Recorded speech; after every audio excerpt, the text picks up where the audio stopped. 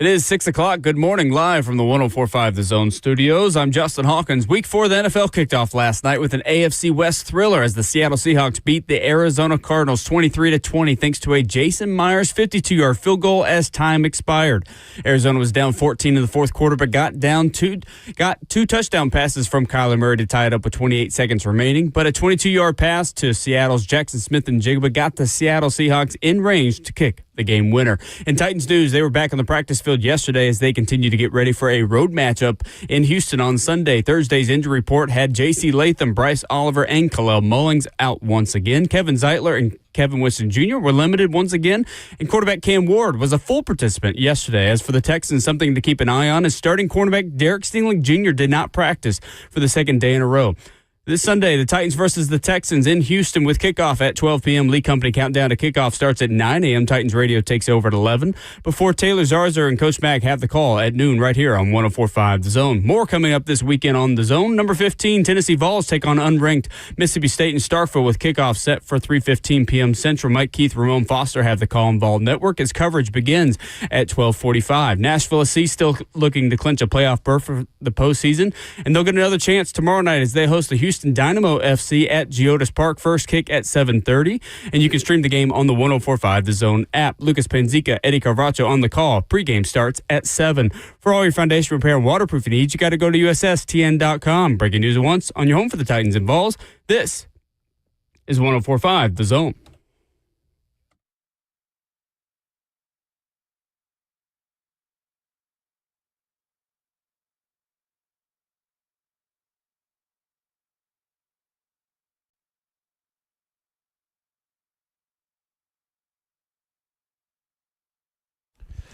Good morning. Happy Football Friday from Greystone Golf Club in Dixon. Welcome in. This is Ramon and Will, brewed by Scooters Coffee on 104.5 The Zone. I'm Lucas Panzica, hanging out with the 11-year NFL veteran, Vol Network analyst Ramon Foster. We have much to discuss on this September Friday as we get ready to watch the sun come up here in Dixon as we are at the Fight DMD 16th Annual Golf for a Cure event at Greystone, sponsored by Cornerstone Mechanical. Can't wait to tell you about all the great things Fight DMD does in this community and for young boys that are battling Duchenne muscular dystrophy. Mo, good morning. What up, Lucas, man? Good morning. You got a lot of energy, man. Let's do it. A mid-morning guy. I'm going wall-to-wall tonight, baby. We got high school football tonight. You do. Got Nashville SC tomorrow, Titans football on Sunday. But let's talk about the football we saw last night to kick off Week 4 in the NFL. A little NFC West action on Thursday Night Football. Seahawks and Cardinals. And how about Sam Darnold, man? 18 of 26, 242 yards, a touchdown. He's just putting his team in the best position to win. Is there a scenario here where the Seattle Seahawks win this quarterback sort of situation, getting Sam Darnold over the Minnesota Vikings, who are currently without their second-year young quarterback in J.J. McCarthy? Does that scenario exist this year? Lucas, I think so. Sam Darnold, again, I think he was fighting the allegations of his past career, meaning with the Jets and how he was perceived and how the New York media absolutely beat him into a pulp. And he didn't help himself with the I'm seeing ghosts and everything else. But I think more than anything, it's a true testament, man, to sometimes these guys just need time. Not just time, but they need the right offense. And whenever he found himself being established with the Minnesota Vikings last year, you see what he is as a quarterback. You see what you can do with him as a quarterback too. But you mentioned J.J. McCarthy in this conversation. Again, for a coach and Kevin O'Connell that's like wagering a lot on a young guy, I would probably bet a couple dollars that he would have loved to have put a stronger bid in for Sam Darnold. Because, again, you got the injury component right now. Who was they playing the first game? Chicago and Minnesota game. Like, it looked as if he was a young guy playing football. And, again, the same way college teams go for the veteran quarterback or the experienced defensive tackle or the experienced wide receiver, I think experience and going through some trials and tribulations as a quarterback pays dividends sometimes. Sam Darnold is a true, at this point, him, Geno. Who else is in this quarterback conversation? Baker.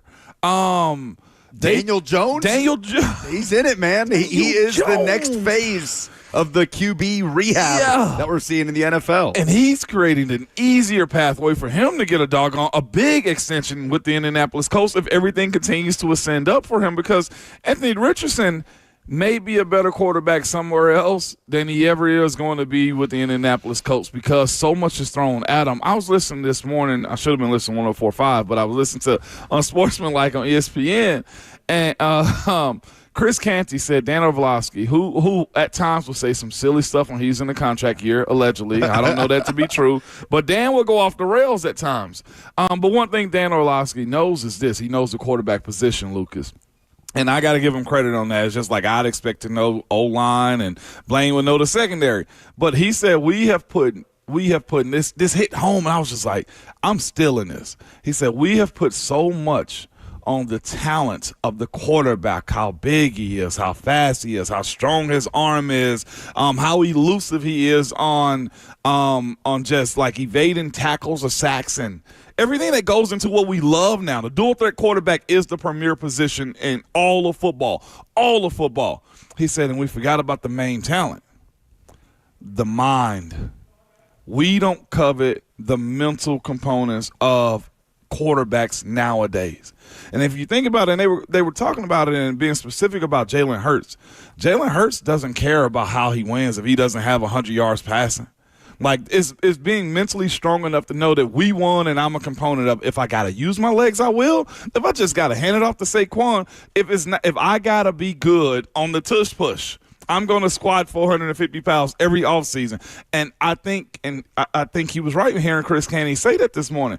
We have gotten away from the mental talent of what a quarterback is in today's game. I mean, even locally here, Lucas, Cam, he's a wizard going side to side. Like, how good is he going to be over the growth of his career, though, too? Not saying we won't see that mental part, but I think we're seeing that right now with Sam Darnold, too, to get back to the original point. Sam Darnold, he looks calm in the pocket. I stayed up to like the first half of it where Kyler Murray just looked terrible. He's another one of those ones we want with the talent. But Sam Darnold looks like an NFL quarterback right now. Titans will see the Cardinals in a couple weeks as part of this 3-game road trip over to the West Coast after they face the Houston Texans on the road this coming Sunday. But to your point, Kyler and this Cardinals offense boot off the field at halftime. Disjointed. Yeah, we're used to that.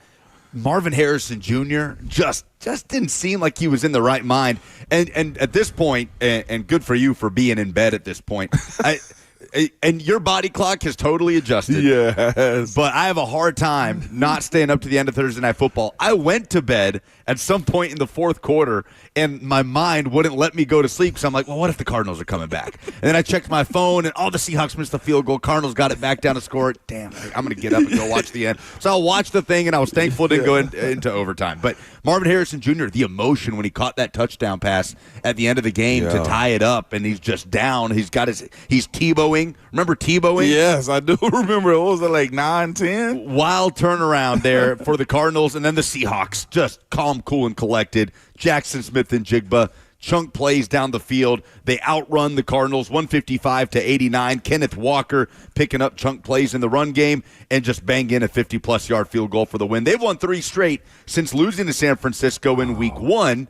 And here are the Seattle Seahawks. Hasn't been an absolute ringer of opponents, but Sam Darnold has continued to be a story when it didn't feel like he really fell into a great situation in Seattle with what they were losing on the outside and the offensive line situation. Man, you mentioned that first game against the San Francisco 49ers. The week 2, I just knew Pittsburgh in a home opener were just going to expose Sam Darnold. Like, he went into Pittsburgh, and I was just thinking to myself, this is a dub for the Steelers. Like, the defense is going to get all over. And you know what he did?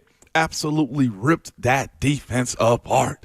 Like, they made the trade to DK Metcalf look as if, like, we knew we could fleece you in that one. Like, DK, he was solid, but it wasn't him and Aaron Rodgers were nothing against him. Sam Darnold was the better quarterback in that stadium that day, and it wasn't even close, Lucas. Like, he was dropping dimes. I think it was the game against, who was it, the Saints? No, it's against the Steelers, where he just simply throws the ball up, and it's all touch, it's feel, it's finesse into a spot only his wide receivers could get. Like, again, I know he had this reputation, and so does Daniel Jones too. But these guys are later in their careers finding the right team. Now, that's the other part of it too. Being drafted to a spot. I think there's so many cooks in the kitchen when it comes down to, oh, I love this guy. And the offensive coordinator be like, he's not my type. Mm-hmm. But you got to listen to these people and take them anyway and try to make something out of nothing with those type of situations. But Sam Darnold, again, absolutely love the player that he's turning into, and it's just sometimes you got to grow into these type of situations, or to be quite honest with you, Lucas, franchises, I think sometimes just screw it up too. It happens. What's the Kevin O'Connell quote? That franchises mess up young quarterbacks more than young quarterbacks mess up franchises. So, speaking of young quarterbacks, as the Seahawks, by the way, will host the Bucs in Week 5 in what will be a fun matchup of division leaders in the NFC. Bottom dwellers in divisions face off on Sunday. 0-3 versus 0-3. Titans at the Texans. Both teams off to disappointing starts. Injury report yesterday. Cam Ward back to a full participant in practice. He was limited. That was an estimation on Wednesday as it was a walkthrough, but he was listed as limited with an ankle/calf injury. J.C. Latham did not practice. Khalil Mullings did not practice. Bryce Oliver did not practice. Kevin Winston Jr. and Kevin Zeitler were limited once again as the Titans get ready to go down to Houston. We already know the Texans will be, we don't know, they'll be without star corner Derek Stingley Jr., but it's not looking like they will be with him as he also did not practice on Wednesday and Thursday. Titus Howard was back at practice, the Texans tackle, part of that shuffling offensive line. We've got all day to talk Titans, Texans, Vols, Mississippi State, a massive college football weekend. 615-737-1045 is how you jump in. And we are, of course, always on 1045 The Zone TV, YouTube, Facebook, Twitter, and Twitch. Hop in on the F&M Bank chat as we are out at Greystone Golf Club in Dixon for the Fight DMD 16th Annual Golf for a Cure event. Special thanks to our sponsors today, Cornerstone Mechanical, TriStar Bank, McClure Ice Center, and Flow Construction.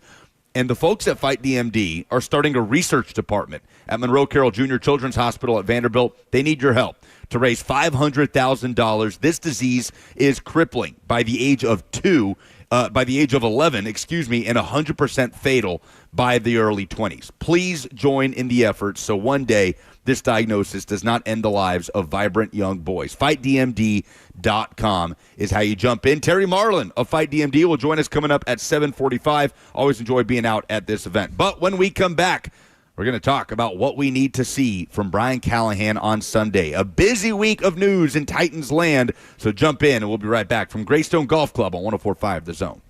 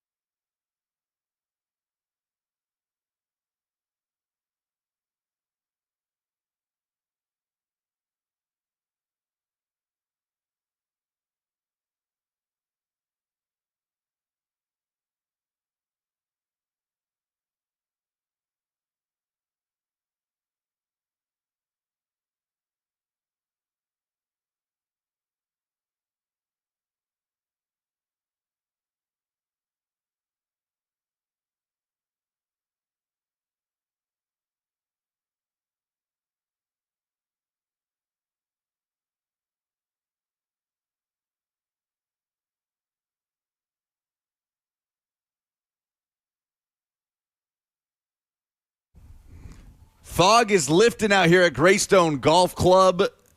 Tee time coming up for the annual Golf for a Cure event. FightDMD.com is how you can join the fight against Duchenne muscular dystrophy. 16 years they've been doing this event out here, and we're always happy to be here. This is Ramon and Will, fueled by Scooters Coffee. Lucas Panzica hanging out with Ramon Foster. Visit a locally owned Scooters Coffee location near you in Rivergate, Smyrna, Brentwood, White House, or Mount Juliet. Amazing people, amazing drinks, amazingly fast. We've got Dixon Donuts, and we've got much to discuss, Mo. And Yes, we do. It's been a wild week just with the Titans alone, and it's honestly been a shame because think about the seismic shifts that have happened in the college football landscape alone this week that I feel like we've barely discussed. Yep. Where Oklahoma State has fired Mike Gundy. Like, it is unfathomable to me. I loved you guys to send off of him, too, playing the I'm a man, I'm 40. We had to get it in, I didn't man. realize that was early in his career, too. Like, thank you for that. I remember it happening live, but, like, I didn't realize it was only year 2 or 3 for him in that moment. Yep.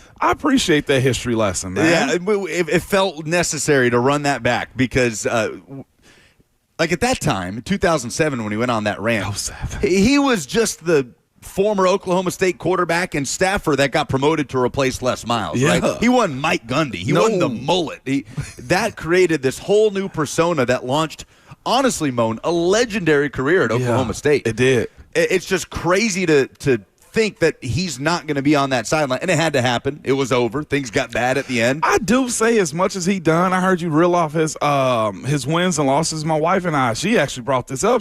You talking about 9 wins, 11 wins, 10 wins, 8 wins, 11 wins, 10. She was just like, when a guy has that much history, you kind of just let him ride it out, don't you? But I would have thought the same thing. I would have thought he would have got the Coach Foreman treatment. Like, they hadn't had any better. I mean, I know they got Barry Sanders, but, like, as far as a coach that brought them into this world, it was him. That's who I correlate when we're talking about I'm talking about Dez Bryant. I know Mason Rudolph went there. And Barry Sanders. Like, I'm probably forgetting a lot of other greats, but, like, Mike Gundy's in that conversation of being able to walk off, I thought. Even recently, man, the running backs coming through, Chuba Hubbard, Ollie Gordon, who's having a nice rookie year in Miami. Remember how good Justin Blackmon was? Oh, my God. Like, it didn't work in the NFL, but playing for Oklahoma State, just an unstoppable receiver. They were relevant as heck. Yeah. Yes, no doubt about it. I agree. I think he should have gotten carried off the field the way that you carried Philip Fulmer off the field at the end of his tenure. No doubt, because you know the run is over. But again, he got up at the podium and talked his stuff the same way that Dabo has also. Yeah. So, I mean, more than anything, college is still governed and managed and controlled by the big dollar people. And those people in those small college towns like that, they have a huge say-so. I don't want them. I'm done with him. So I get that too. Like he probably went into one of those board of director meetings and like bleep you, you're cool, and bleep you. So I can see him being that type of guy. Yeah, and it's easy to say that you got to carry him off the field. You got to do all these things, but they what 3 games they won last year, and then with how bad it got this year, it had to be done. After the loss to Tulsa, he's in the press conference room going, is it hot in here or is it just me? Like, I'll always appreciate him for that candor. And we'll see if Mike Gundy ever pops up anywhere. But no question, there's got to be a statue built for him outside of that stadium. And then Bruce Pearl just leaves to maybe pursue politics and hands the job to his son. He's lying right now, too, saying that he's not going. So, like, Bruce. Yeah, come on. Stop. Come on, Bruce. Come on. We know what this is. Yeah, but, yeah, Stephen Pearl. I mean, I remember him on campus being one of his dad's basketball players on his team. Like I said, what was fascinating to me, you knew he was going to get in it if he didn't go pro. His dad has kept him on roster for a very long time. The issue that I have with this situation is the voice is different. The coaching style is going to be different. You are the young, cool guy on staff. Like, you being authoritarian right now as far as getting guys to buy into the system and yelling and fussing and cussing at them and the recruiting pitch of having them buy into you, that's a tough transition, man. I'll never forget. He's now position coach now, the guy that I'm going to speak of. But we went from Coach Munchak to Sean Surratt. And we call him Sweet Feet, man, because he was a Golden Glove boxer back in the day. I love him absolutely as a coach. He's now the offensive line coach with the Jacksonville Jaguars. But going from Munchak to him, it was a little bit of a different voice. Our relationship was already different. I'm sorry, you can't yell at me. Munch could. And those are the things that you kind of run into when you have the player-coach relationship with those guys going into it. So it's going to be fascinating watching who at Auburn now, basketball is high. Their expectations is through the roof. The SEC has raised the floor in general when it comes down to basketball. So watching how Stephen Pearl commands what Auburn basketball is right now is going to be, I'm talking about fascinating. And this close to the season, too. They started practice this past Tuesday. Yeah, it's crazy. Speaking of different voices, great transition. Brian Callahan. So this was the first of the wave of Titans news that we got this week. Stepped up to the podium, an impromptu mini presser with the head coach, ahead of the coordinator speaking, to tell us, well, Justin, why don't we hear from what Brian Callahan told us on Tuesday? A lot of things that you self-reflect on at the start that we've had so far and things that we got to get better at. And one of the things that I think is going to help our football team, help me be a better head coach for our team, is I'm going to hand over the play calling to Bo. And part of that process is, and part of the decision making in that process is that, Bo's had some interim experience calling. He's been on the rookie quarterback before. That part of it will make it a little bit seamless in that regard. The other part of it is that our offensive staff and our game planning process and system is going to remain in place. It's still a collaborative process. We rely on everybody to do their part. Nick is still the offensive coordinator. He'll still maintain his same exact routine and process that he's gone through to help me. And then Bo is going to step in as the play caller on Sunday. It'll allow me to do a little more with our team and with all three phases, pay more time and attention to those things and less in the weeds of getting ready to game plan. And one of the things I told the team and told the players after our game is that, look, everyone owns a mirror, right? We can all look at it. We can all see where we need to be better and what can help us be better. And I think this is one of the best things for us at the moment to help me do a better job as a head coach and be more present and available for the football team and less involved in just the day-to-day minutia of getting ready to call a game. So I think it's going to be positive for us. I think it'll help. And I think at the end of the day, too, for our players, it's the same thing. As if there's nothing I love more than offensive game planning and calling plays. And for me to be able to do this for the betterment of our team and to put us in better position, I think we should get the same from everybody that's involved in the process. So the new voice in quarterback Cameron Ward's ear on Sunday will be quarterbacks coach Bo Hardegree. So we've talked about this week. We've talked about Hardegree's stretch calling plays as the interim offensive coordinator for the Las Vegas Raiders. But let's shift the focus back over to Brian Callahan in the context of this Sunday, Moan. If the main goal of this is to take away some of that bandwidth that was spent towards calling plays on offense and improve the in-game operation, what do you feel like we need to see from Brian Callahan against the Texans on Sunday? I would say the decision-making, situationally knowing when to punt. I feel like those have been the things that have gotten people here in Nashville calling him a beta. Like I joked, that was a thing on our show a few days ago, all this week, to be quite honest with you. Just being more assertive, being a guy that they feel like is a real leader of men, being a guy that when it gets tight, you're not afraid to tell your now OC, well, play caller, Bo Hardegree, go, do it. Like having people look at him for answers and him to be able to deliver in those moments right there, Lucas. If it means, look, you're more decisive on 4th and 1 situations or when to kick it or when to punt it, that makes him a better coach. He mentioned something towards the end of his opening monologue right there by saying there's nothing I love more than play calling and operating and setting a game up. Coach, you say that, but you only got 1 year under your belt doing that with Will Levis and Mason Rudolph. Like, I also enjoy doing franchise mode on Madden too. Okay, but there's a lot that goes on in the mindset when it's real people, real situations, and just real consequences of what you do and how you can't, clearly think in those moments. And I think that's one thing that he's got to remove himself from, and I think it's very smart for him to do those things too, Lucas. It has to be the flow of the game. He can now suggest to Denard, because he should be watching the game as a curator of the Tennessee Titans team, Denard, be more aggressive right here. Hey, Bo, it'd be a good time to take a shot. He can say those types of things without having the responsibility of calling the plays. I don't know about you, Lucas, but like having called like games for kids or trying to set them up for success, like I've coached, like it's flag football, nothing too serious, although it gets crazy in those moments. Yeah, I don't know, man. It gets crazier. Now I'm coaching my young guys, and we got a championship game on Tuesday at TW Hunter, and I'm thinking to myself, like, we got to make sure they're fully prepared and ready to go, and we check every single box. There's pressure in that.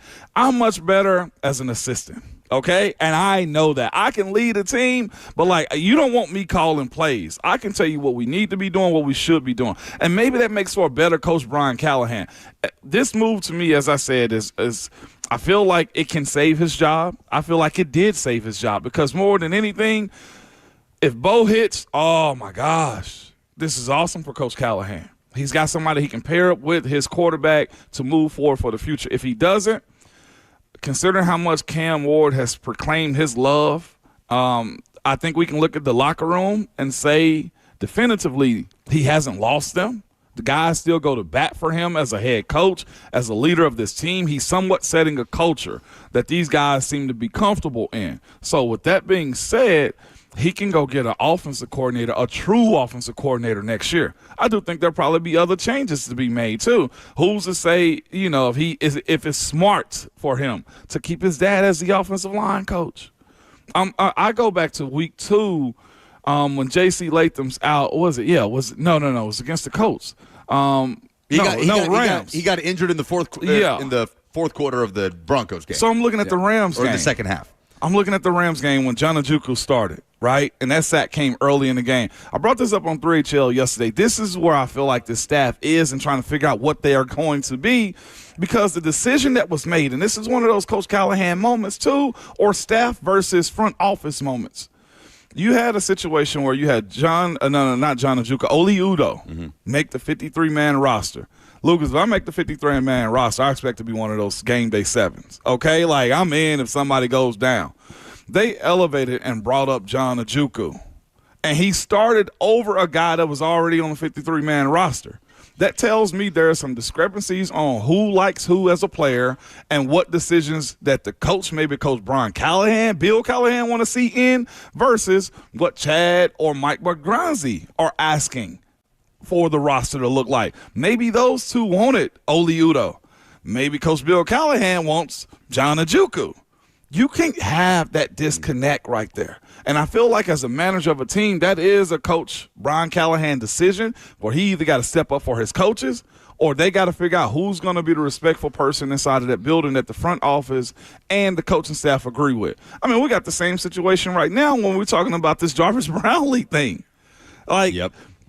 I know we got audio on it, and we'll get to it at some point during the show, but there seems to have been a disconnect from the locker room versus what the coaches may wanted on this team for him. Those are the types of things that have to be settled before this team moves forward and start getting on the right page. Everybody's got to be aligned, man, from top to bottom. And there won't be total agreements on this type of stuff, but it's being played out publicly that these types of things. And if you know ball, like I looked at the John Njoku situation, was like, what? A practice squad guy went over a 53-man player? It didn't hit me right in that situation. And the Titans, they didn't benefit from that. I mean, they got absolutely embarrassed by the Rams' rush on that right side because of that instability. And who knows, man, what the actual answer is. But for me, seeing how it's been run is just a little bit problematic, man. 615-737-1045 is how you jump in. Let's go to the phones and hear from Landon in the borough about Brian Callahan. Good morning, Landon. Hey, Ramon. Hey, Lucas. I just wanted to talk about something I feel like people before have talked about it past this week. But I just wanted to talk about Mike Vrabel and, how that kind of relates to Coach Callahan. I feel like in the past, Mike Vrabel was really a coach that we could get behind, someone that the team could rally behind. And then you got Beta Callahan, where I feel like he just doesn't really, vibe with the team. He's not really someone that they can, really rally behind. It's not someone who can get to the promised land. I want to know what you guys thought about that. No doubt. Thanks, Landon. I think both have done well with the locker room for trying to get the types of players that they got in. I think Vrabel eventually got his types of players in. I think the style that he was playing, I think the Titans wanted to move away from with the quarterbacks that they were trying to bring in. I think it was a little bit of a schematics fit. And I think also this, too. Vrabel had way too many infinity stones, too. He had a whole lot of power, I think, inside of that building. I'm not sure if Callahan garners that type of attention or that type of respect just yet amongst management, but I do think that's a little bit of a separator. Both coaches, to me, I think can be good with the style that you want to employ as a team, but it does matter to talent. The talent wasn't as great here when Vrabel was on the latter end of it. You got to think, too, Vrabel was way below 500 as a coach, too, in his last year. So I think it's just two situations right there. Callie, I think, can be a good coach.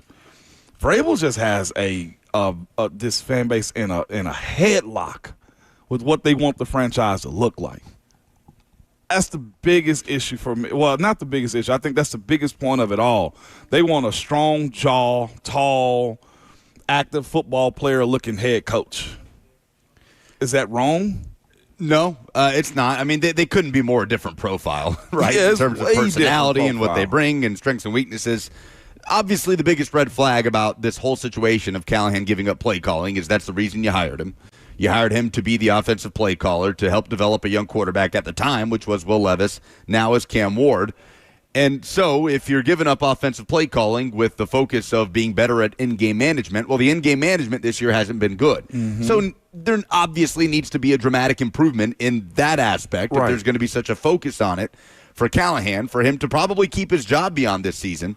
My question, Moan, is how beyond just avoiding the disastrous end of second quarter sequences and things like week one and not challenging the play on Elakayo manner and misinterpreting the rule and all these things, beyond the obvious disastrous stuff that has happened this season and just saying that can't happen, how else can we evaluate Brian Callahan fairly this year, knowing that the Titans still, regardless of who's calling plays, are going to be outmanned on the majority of Sundays this year? They're just going to be playing teams that are better than them, right? Yeah. So we knew that coming into this season, that the wins likely were not going to be there. So how do you evaluate a head coach's performance when 90% of the time in football, I mean, I'd love to say, well, you evaluate them on wins and losses. That's just not the case this year. And we knew that wasn't the case for the Titans. It sucks, but it's where they are. It's a rebuild down to the studs. That's been made clear this week. So how else can we evaluate a head coach on in-game decision-making beyond just avoid the disastrous stuff when it's not even about can you win games? It'd be great if he can win some games, and that's obviously the way out. But it's such a conundrum for Brian Callahan when he's just going to be outmanned on Sunday and on most of the games they play this year. It goes down to one side of the ball, and that's offense. I think you can look at what Bones Fossil has done as a coordinator. I think Denard is attempting to do the right things with the bodies that he's got also inside of his room. One thing we know is this. Coach Callahan has passed the baton to Bo Hardigree. I also know this. This is Coach Callahan's playbook. I also know this. Coach Callahan brought in Bo Hardigree too. It boils down to what does Bo Hardigree make Coach Callahan's playbook look like? It's the same plays. It may have a different flow, and Callie may look like a genius at the end of this, or his playbook is crap regardless of who else is calling plays. If it puts Cam in harm's way, if it looks like it's pedestrian as heck, if there's the same issues that continually have popped up, I think that is a situation in which there's no good ending for Coach Callie here. Like, Lucas, that to me is the only thing. The decision-making, we expect him to make that. The biggest thing that he has for him, because he's an offensive guy that was brought in for these quarterbacks, Will Levis and Cam Ward, and had specifically handpicked Cam Ward out of the draft. If it doesn't look right, then that's on him. That's the only thing that he has, I think, that we can judge. Timeouts we expect. Game management needs to be better. That's incorporated into the job to me. It is, can Bo Hardigree call better plays in his offense than he could? That's the only judger, and we get a real test against a really good defense this weekend on the road. Yeah, we're going to have time to talk about that defense. We're going to have time to talk to Terry Marlin and his family as we are out at Greystone Golf Club for the Fight DMD 16th Annual Golf for a Cure event sponsored by by Cornerstone Mechanical. For more info, head to fightdmd.com. Terry Marlin will stop by at 7:45 to talk about all the great work that he and his family are doing to stop Duchenne muscular dystrophy in young boys. We'll take your call, 615-737-1045, and we'll hear some locker room reaction to the trade of cornerback Jarvis Brownlee Jr. earlier this week on 104.5 The Zone.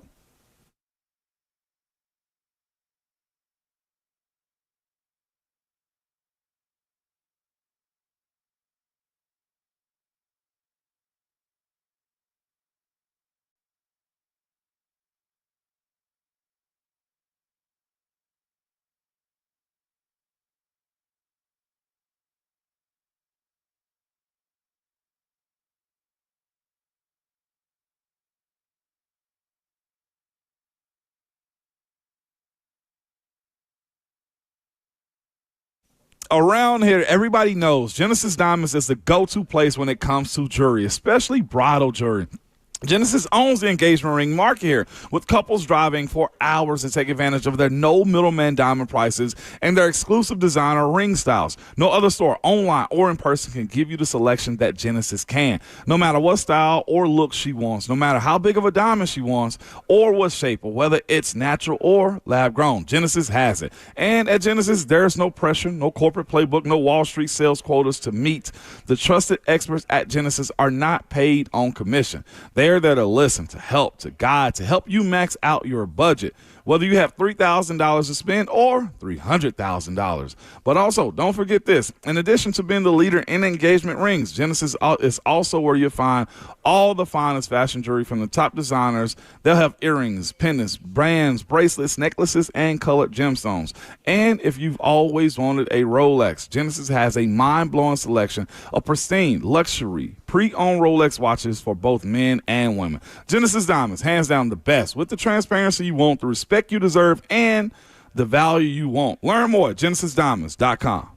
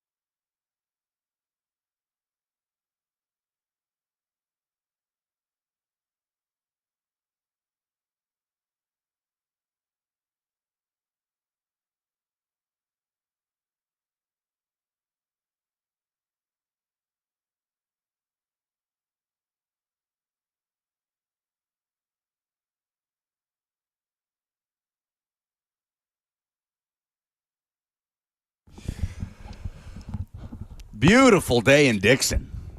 Ramon Foster just went outside, catch the fog, lifting off the golf course with the Meta Ray-Bans. Yeah, I wanted to see it from this view, man. Bob was CJ Ecke was out there, man. And I want to see how short he looks on my Meta glasses. I might have to show him too. That's one thing it does do. It really shows the height difference when I'm looking at somebody on these glasses. All right, then I'm going to stay away from you then. That's not going to be a good look for me. No doubt. Well, we are at Greystone Golf Club for the Fight DMD 16th Annual Golf for a Cure event, sponsored by Cornerstone Mechanical. We'll tell you more about Duchenne muscular dystrophy later on today. Go to fightdmd.com, by the way, to join the fight and learn more information. 615-737-1045, carrying on the conversation on what has been a busy week for the Tennessee Titans. Brian Callahan giving up play calling. Jarvis Brownlee Jr. traded to the New York Jets. Let's go to Cedric in the Borough up next. Morning, Cedric. Hey, good morning, fellas. Morning. Hey, so with you look at the Lions and the Chargers, both teams have dynamic coaches with great personalities, and those teams have taken on the personality of their head coach. The Chargers are one of the toughest teams in the league, and we know what the Lions are. Unfortunately for us, we've taken on Brian Callahan's personality, man. We look indecisive on the field. We look undisciplined. If you say, well, how is he undisciplined? Look at the way he handled the end of the half against the Broncos and against the Colts. I mean, that's undisciplined coaching to me, man. You got to be better in those situations. And I don't know if this play calling change is going to make any difference, man. A leopard doesn't change the stripes. I think a lot of the drops and a lot of the penalties are because we've taken on Brian Callahan's personality, man. I mean, Mo, you played for Mike Tomlin, man. Look how tough that dude is, man, and the way that y'all played, man. And we don't have that, and it hurts my heart, man. Golly, it hurts my heart to see my boys like that, man. So we got to go out there, man, find a good coach, man. I got some guys on there, man, that I'm thinking about, but man, it just hurts my heart, man. I wish you'll talk about that. Lucas, miss you on Titans Talk Back, man. Go Vols, tighten up, damn the Commodores. I'm out. All right. Thanks, Cedric. All right. Cedric cleared the table right there. I mean, to the point of Dan Campbell and Jim Harbaugh, no, Brian Callahan isn't anything close to the profile of those guys. Titans also weren't looking for that when they hired him, right? Not They're at the looking time. for more in the mold of a Matt LaFleur, Yes. Sean McVay, Kevin O'Connell. The problem, Moan, is through just over a year, they've gotten neither. They've gotten neither. Listen, Cedric, I want those personalities for you. Like, even I say that, and what is Andy Reid's personality? He's just smarter than the average bear, right? Like, that's what he is. I know Dan Quinn is doing good stuff, and Washington with the Commanders also. Success is how you create those personalities too. If we're going to be just completely honest, like, success is how you do it, because I don't look at Sean McVay as this, hard-nosed type of guy out in California with the Rams, but his team is that. He also went out and got good coordinators to help support him too. That's the other part of it. Like, this staff, Cedric, I'm not minimizing it, but the staff the first time around was filled with a first-time defensive coordinator and Denard Wilson. You had a first-time special teams coordinator, and what was his friend name? Colt Anderson. Colt Anderson made that change, and look at the difference right now in Bones Fossil being the coordinator. And Coach Cali also, first time. It may have been doomed from the start, to be quite honest with you. I know he has some seasoned guys on the on the roster, as far as Frank Bush, as far as Coach Rocker. Like, a lot of those things played a part into him getting his staff together. But success is how you create those identities, though. And Cali has had zero success here at all. So, who's the next guy if that's the case? That's just where I'm at. I'd expect, or I think they go my standpoint has been they'll have to go defensive. Defensive coaches are really good tone setters, culture setters, and, reset the team. It's just a matter of who you're going to find to be your offensive coordinator, too. Because Cam plays a huge part in this also. That'll be an interesting discussion to have. It's not, it's a bridge that we haven't reached yet, so we're not going to cross it yet. Brian Callahan is the Titans head coach. He's giving up play calling duties on offense. We'll see if it can be a lifeline for him, if it dramatically improves the in-game stuff that has been an issue for the last 3 or so weeks. But that will be a fascinating discussion if we get to that point, is where would you turn next? What kind of profile after going with the defense, tough leader of men, to offensive kind of whiz kid type of head coach? And here's my take on it, though, too, man. Like, I'm hesitant to trash Cali because there's a lot of season to be left. Left to be played. And I don't mean trash him. Just he needs to fire. It needs to be fired. He sucks. He's incompetent. He's not like I don't want to do that yet. This can turn around. This is just the second year of this with Cam Ward and Denard Wilson's first time calling plays also. What I will say is this: at the end of this year, we'll have more answers as to the why and what he is. Like the consistency of how he manages his coordinators, how he manages the game moving forward, and if he's lost the locker room. Those are the things, like at just a quarter of the way through, I feel like you still have to wait on it. He's done what you asked him to do as far as removing himself from being a play caller. He reset the culture as far as like trying to get guys to know each other, the kumbaya stuff, et cetera, et cetera. But it's too early to call him trash or cheeks, whatever you want to call him, until we see what this second time around is. We'll see what the evaluation looks like starting on Sunday against Houston. Brent Hubbs is coming up in hour 2. Terry Marlin of FightDMD.com and you, 615-737-1045. Will continue to take your phone calls and hear locker room reaction from the Jarvis Brownlee trade. All that to come next, hour 2 from Greystone Golf Club in Dixon on 104.5 The Zone.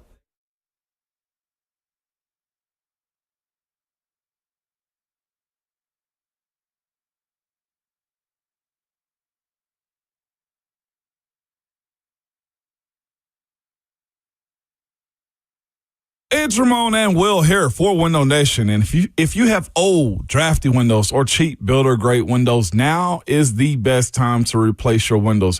You can protect your home ahead of the fall and winter weather. We're getting a little bit of it right now. It's officially fall if you did not know, but you can get replacement windows from Window Nation. You can get the top quality, energy-efficient windows, and they're from a trusted company at a reasonable price. Here's the thing. Window Nation knows replacing windows is an investment. Trust me, if you've gotten a quote, you know this, man. This is why, Will, they want to make sure it's affordable to you. They definitely do, Ramona. They've got another big sale going on right now. Save big this month.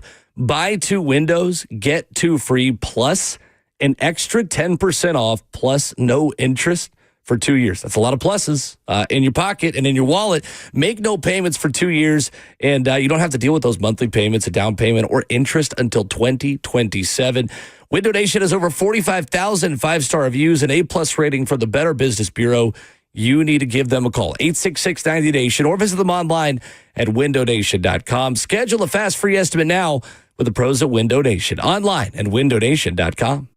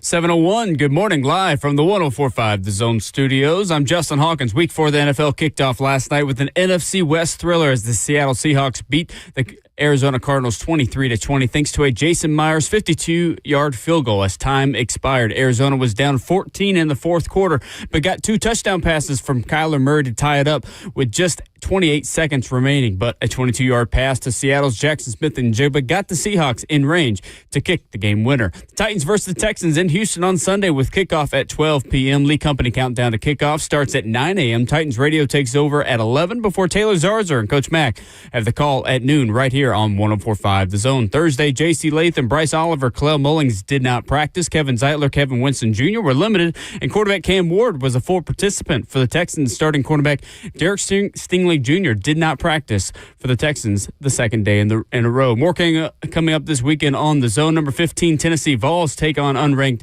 Mississippi State in Starkville with kickoff set for 3:15 p.m. Central. Mike Keith, Ramon Foster have the call on Vol Network. Coverage begins at 12:45. And Nashville SC, they're still looking to clinch a playoff berth for this postseason, and they'll get another chance tomorrow night as they host the Houston Dynamo FC at Geodis Park. First kick at 7:30. And you can stream the game right here on 104.5 The Zone app. Lucas Panzica, Eddie Carvacho on the call with pregame starting at 7. For all your foundation repair and waterproofing needs, you've got to go to USSTN.com. Breaking news at once on your home for the Titans and Vols. This is 104.5 The Zone.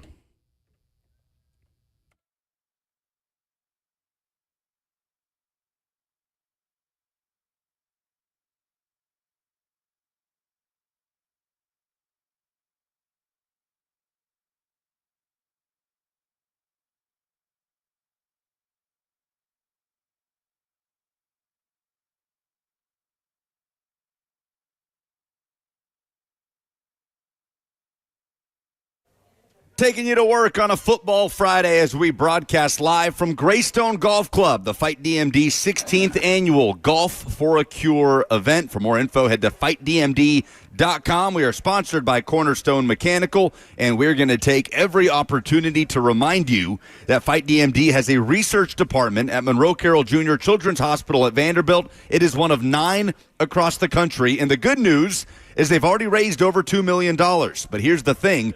The research costs $10 million a year, so we need your help. This disease is crippling by the age of 11. It is 100% fatal by early 20s. Please join in our efforts so one day this diagnosis will not end the lives of vibrant young boys. Again, FightDMD.com. Terry Marlin of FightDMD will join us at 7:45. Brent Hubbs of VolQuest will preview Tennessee and Mississippi State, which Ramon Foster will be on the call of, with Brent Hubbs on the sideline, Mike Keith on the play-by-play. I'm Lucas Panzica filling in for Will. We are brewed by Scooter's Coffee, and we are talking Titans fallout from the week that it has been in Music City, Moan. Jarvis Brownlee traded. We've talked about it all week, the compensation or lack thereof, the Brian Callahan press conference. We don't need to rehash all of those things. But we did hear Jarvis Brownlee react to the trade yesterday. And he was introduced to New York Jets media, and this was Brownlee's reaction with Jets media on how he learned about being traded from the team that drafted him. Were you surprised? You say what? I'm surprised? Yeah, absolutely. Why? This, I was only there for a year. I think I played great ball, and I was actually asleep. So when I got the call, I was a little bit hurt, unbelievable, but things happen. So, short answers from Jarvis Brownlee. You can hear the Jets locker room in the background. But surprised, says he was asleep when it went down and felt a little bit hurt by it all. Now, before I get your reaction to that, let's hear James Williams' reaction to the trade. Jarvis Brownlee's draft classmate, the linebacker out of Miami, in the Titans locker room just yesterday. Guy. As you can see, you turn on the tape, you see somebody competing no matter what it is. He started on teams, and when he first got here, he was competing on teams, and then he got a job. So all Jarvis did was compete. That's a competitive guy, no matter what. We could be arguing about women. He's going to compete. That's a competing person. So they got a dog. They got somebody that's willing to do whatever for a team. So kudos to them. So kudos to them, says James Williams. That was Wednesday that he was speaking with reporters in the locker room. What's your reaction to all of that? Hearing Jarvis Brownlee and James Williams talking about the trade. Man, nobody was aligned on this. He said he was asleep, like, peacefully is the way it sounds. And the fact that he was hurt, man, on a serious note, lets you know that this really blindsided him. He didn't think he did anything to warrant him being traded out. As a player, again, I'll say this. We always put ourselves to where we're very pro-team. We're the player you better. You're paid all of these millions of dollars, and you do as they tell you to do. You got a real opportunity to hear the human side of the way players are just dealt and how they're treated as if they're just product. And there's a sentiment that you are a very highly compensated product, but hearing the human side of Jarvis Brownlee being like, man, I was hurt. Heck, I was taking a nap, or whatever the case was with him. And also hear his teammate and James Williams, pretty much say the exact same thing, lets you know that they're just not aligned. There's a lot of, I feel like, separate conversations that are going on how they want to manage a team and how they want to go about putting these guys in good positions to be successful, because that's essentially what it is to me, Luke. It's like one move like this could really screw over Jarvis Brownlee's football career. And that's the way it seems how he took it. Hearing him say that brought the human element to me.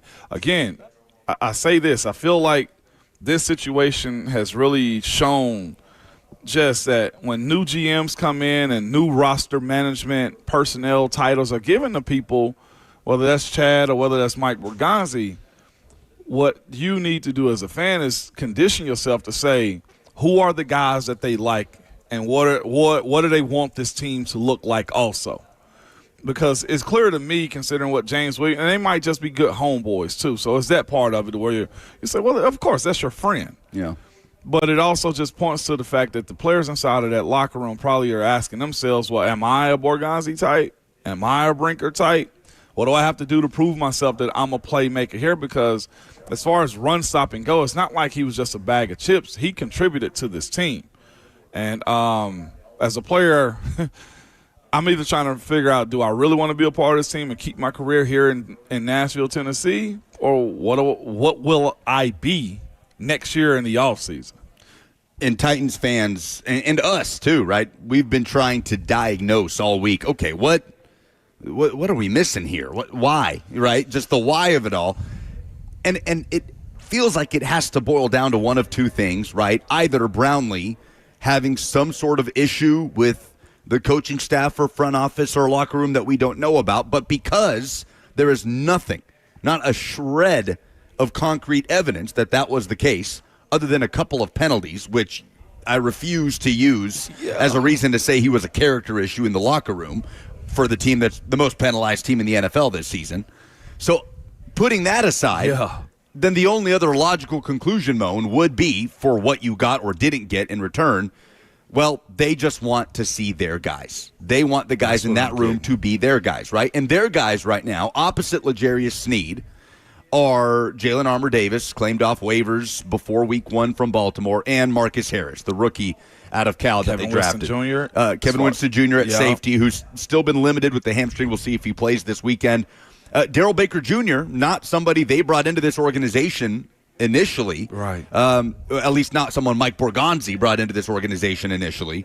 I suppose Chad Brinker was a part of that, Brian Callahan as well. But am I overstating the pressure now that shifts onto those guys because of the trade, or is that something that exists anyway, and that's just me trying to inflate something? It does, and not just that.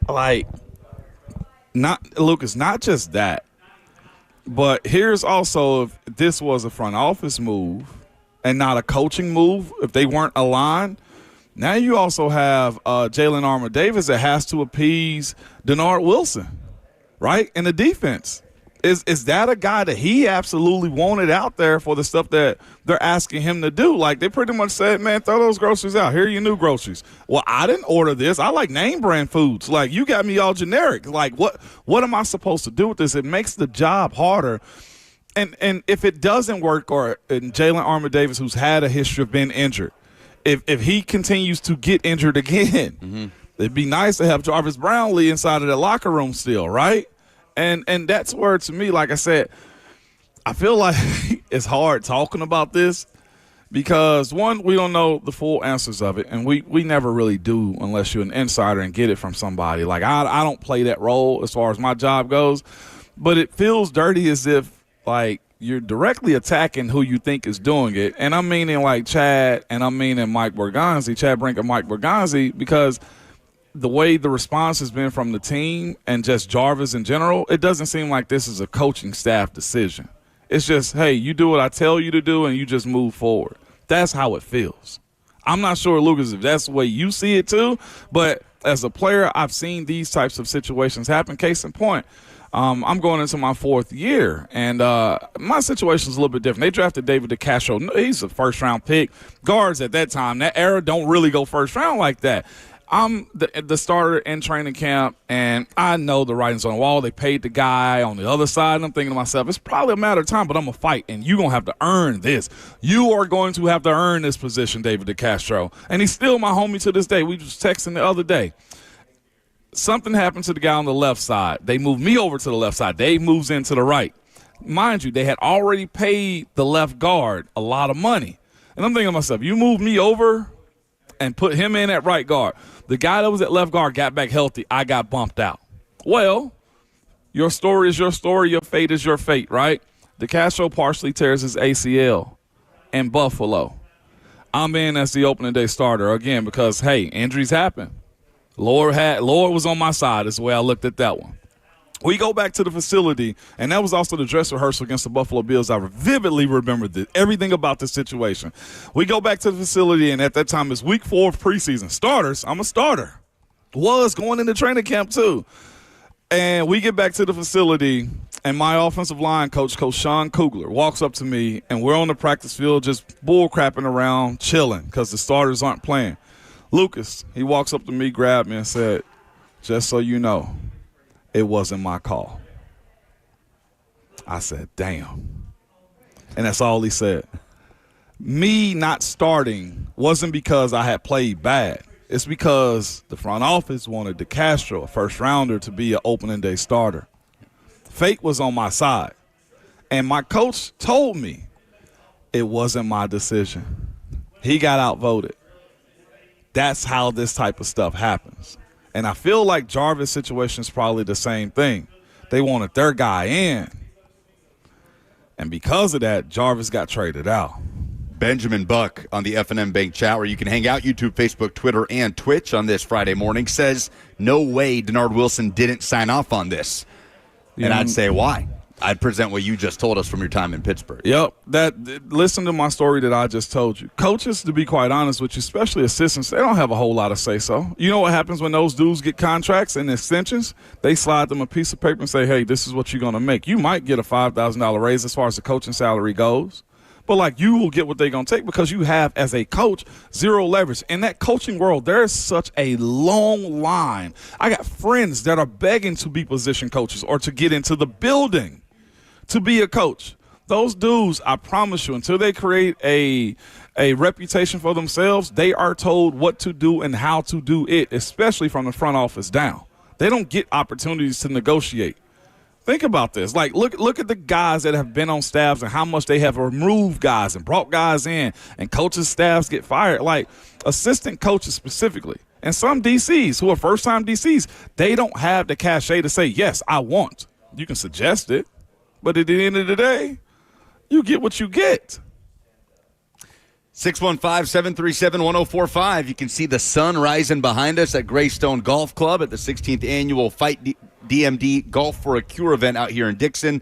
If you're watching on 104.5 The Zone TV, back to the phones. Let's get Zach in Hendersonville in here to get us ready for our chat with Brent Hubbs of VolQuest. Morning, Zach. Morning, Zach.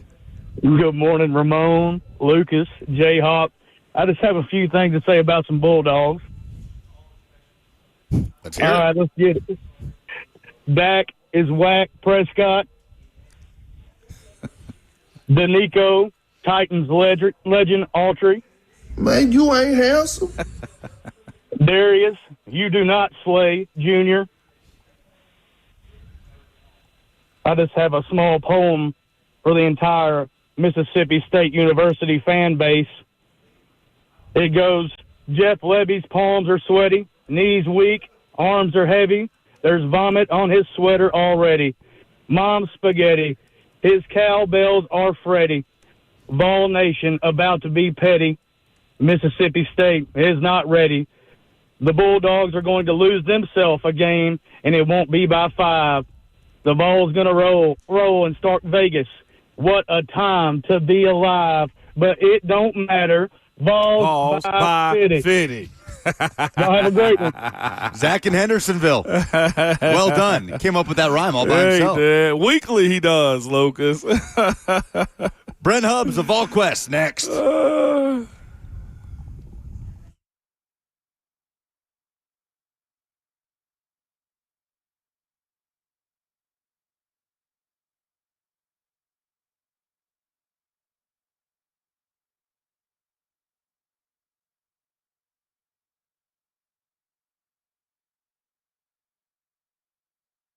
Prince's Hot Chicken, the original hot chicken. They know a thing or two about hot, so they are bringing you the hottest moments of the week from Ramon and Will. Justin Hawkins here. This is a segment I like to call Prince's Hot Mic. The Kick for Kids Foundation, hey, they're making a killing. Dave, you should be better. Thank you for the call, David. Appreciate it. And then get out of here, David. The song Kick a Little by Little Texas has never been more popular than it has been in Nissan Stadium the last 2 weeks. Yeah.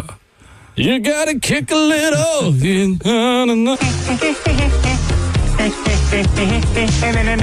gotta kick a little. I don't know any of the words other than you've got to kick a little. I hope Justin does the same thing for you that he did for me on that one. Yeah, probably. Hot mics and hot chicken. Prince's knows hot. Prince's Hot Chicken, the original hot chicken.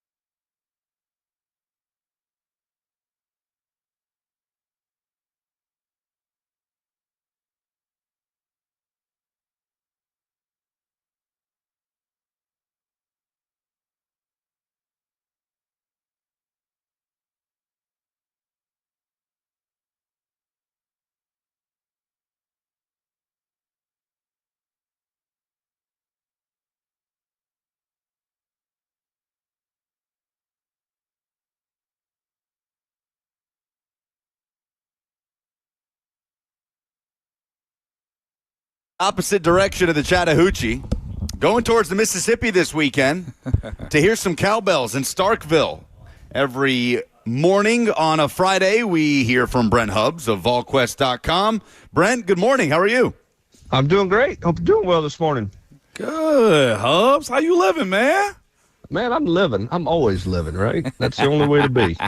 The real I get to go to Starkville and hang out with you for the weekend. How could life be any better for me, Ramon? See, Lucas, this is what he does, Lucas. This is exactly what he does. He just reels you in, man, and then the next thing you know, he kicks you. So what's the travel plans kind of all over the place? I know Moan's hitching a ride as soon as we get off the air here, going to make his way back downtown. When is Wheels Up for the rest of the Vol Network crew, Brent? Well, I mean, we come from parts unknown, but the Knoxville crew Wheels Up will be around, I guess, 2:30, 3 o'clock, something like that today. So it'll be fun. This is a unique place in college football, not just because of the cowbells, but stadium's got a little bit of uniqueness to it. And obviously, when State's playing well, the place can be a harder place to play, and it'll be a test for Tennessee.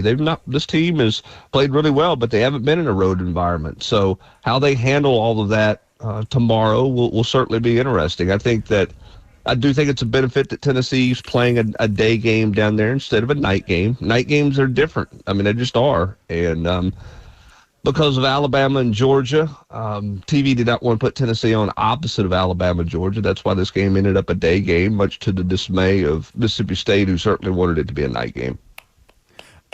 It's kind of occurring to me just now. Obviously, Jeff Lebby, having worked for Josh Heupel at UCF as the offensive coordinator, but the thought just kind of popped into my head, Brent. Is this the first time Heupel has coached opposite a head coach that worked for him at some point in his head coaching career? Well, he had Lebby last year in Knoxville in year one when Mississippi State came to town, and they were 2-10 and 0-8. So it's that one for sure has happened. So nothing else at this point. I mean, it's to my understanding, and I haven't researched everything, but with Josh Heupel as a head coach, you've got Alex Golesh, who's the head coach at South Florida, Lebby, who was with obviously Heupel at Central Florida for a couple of years, is at Mississippi State. I'm not sure there's anybody else off of that staff at this point that's a head coach. Brent Hubbs of VolQuest with us on the Zone. Brent, going down to this game, man, it's sold out. They're doing a whiteout also. The Vols are in all oranges from all the information that I've got, man. How do you see this environment being for the Vols? I know the cowbells is a part of it. I've been begging Vols fans to also bring cowbells with them, too. You might as well fight fire with this one, Hubbs. But how is this environment going to be for a lot of guys that are just getting their first real taste of road SEC matchups for the new guys? Well, I mean, I think you have to be aware of it, but I think you have to be careful not to make too much of it as well. Now, you can't neglect it and act like it's no big deal. I mean, the Tennessee's practiced with noise and cowbells and all that stuff all week long. So what's the best way to combat that? Do what you've done the last 2 weeks. Really do what you've done all year. Let's get out of the gates fast. Start fast. Tennessee's got 6 touchdowns on their last 7 possessions in the first quarter. Now, is that realistic? I don't know, but that's the type of efficiency everybody obviously is looking at or looking for. Mississippi State has been good in the first quarter. They've outscored their opponents 55-7. Both of these coaches, because of where they're from, script the start of the game. They do a pretty hardcore script of plays, and it's worked for both teams. Tennessee scored on their opening possession in all 4 games this year, a field goal against Syracuse, 3 touchdowns after that. Mississippi State has scored a touchdown on each of their opening possession this year to start the season at 4 games. So I think the start's important. I think, sort of getting settled in and play the game. And you got to be mature. I mean, you look at the Arizona State game, Ramon. Arizona State was down 17-0 in Starkville. And they fought their way back. And so I think the start's important. You want to settle it down there. But the other thing you can't do early is you can't panic. If something doesn't go your way early, you got to be able to manage adversity. You're hoping Joey Aguilar can do that, but the reality is this offense really hasn't dealt with much adversity this year. When you go back and look at the season as a whole, there's not been much for them to be really crushed about. I mean, missed opportunity at the end of the Georgia game, a couple things there. But, I mean, by and large, when you look at the 4 games they played, there's not been a lot of really bad moments for this offense. So how do they handle things if adversity strikes early in this football game on Saturday? No doubt about it. Well, they've been dealing with some injury adversity, man. What are they looking like health-wise? I've seen Jackson Moy should be okay. And the weekly David Sanders Jr. report, man. How are they looking going into this one? Well, Moy's going to play. He's going to be available. How many snaps he plays, we'll see. I mean, he's listed as probable, but I mean, unless he wakes up this morning and something's wrong, he's going to be able to go. They're still without Hobbs, without David Hobbs, and Jamad McCoy and Ricky Gibson on the defensive side of the ball. Offensively, we'll see what happens with Ethan Davis. He was added to the injury report last night. He's dealing with a shoulder. Kind of a similar thing to David Sanders, trying to get his strength levels back. So we'll see what happens with that one. Remember, he didn't play last week. They warmed him up, and then they held him for precaution. So we'll see what happens with him. He's been limited this week on the practice field. We expect David Sanders will travel in this game. Now, remember, you can only travel 70, so you're not taking a lot of guys to stand around and watch. You're taking people who could be available to play. He's listed as questionable. He's done the most this week that he's done since the injury on the Wednesday before Syracuse. Does that mean he plays? I don't know. We'll find out, but I do expect him to travel. I do expect him to dress for this game based on everything from yesterday. Now, remember this about David. He gets tested every day for strength levels. So if he has any kind of regression today, then that could change it. But as of this morning, I think the plan would be for him to travel and for him to dress for the first time. Brent, when you talk about injuries with this team, I feel like whatever it is, I feel like the way it's been trending this year, add a week or two to it. And that seems with almost anything. I felt in the summertime we saw Jamad McCoy on the field and thought he was going to practice. I thought there was video of him being out there, being incorporated. But they seem to be taking a slower approach to guys' health and safety. Is that something that we can speak on when we speak about these guys and their availability throughout the duration of the season? Because I thought he was close. Jamad was anyway, but it seems to be a little bit further than we guessed. Well, I mean, I think when you see the video of him out there in individual periods, the biggest thing is you think, okay, give him a month and he should be back, or give him a few weeks and he should be back. That's a tough injury to come back from. He's still not been incorporated into team periods. He's doing everything he can to get back. I don't know that it's a situation where, trainers are holding him back, like, okay, you're not there. I don't think it's a case where the people around him are holding him back. I just don't think he's got everything he needs to be back to play right now. Tennessee does have a new trainer, and, I don't know philosophy there versus previous previous trainers' philosophies or anything like that. I mean, I don't think there's anything of any significance that's different, but there's a couple unique injuries, and that, I think that's the thing that we've seen that's kind of perplexing is, you see like Ethan Davis, he comes off the field, looks like he's in a lot of pain, and you think, okay, that looks like a pretty serious injury, and then he's back on the field a possession later, so you think, okay, he's okay. Then they hold him last week, and then you're not sure if he's going to be available this week. It's kind of weird.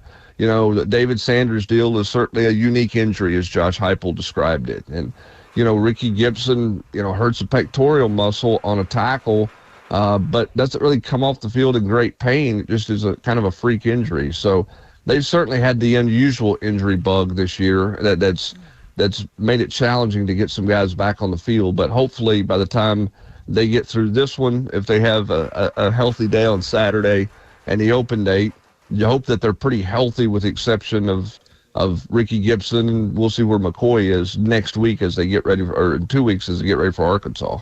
They've just had for a team that's not been, they were pretty healthy all year last year. Yeah. And with the exception of Keenan Peedley, they stayed pretty healthy. This team's just been bitten hard by the injury bug to start the year. I mean, it's been really unfortunate because it's changed a lot about the kind of the landscape of this team, particularly on defense. When you're talking about, they essentially played without 4 starters against Georgia on defense.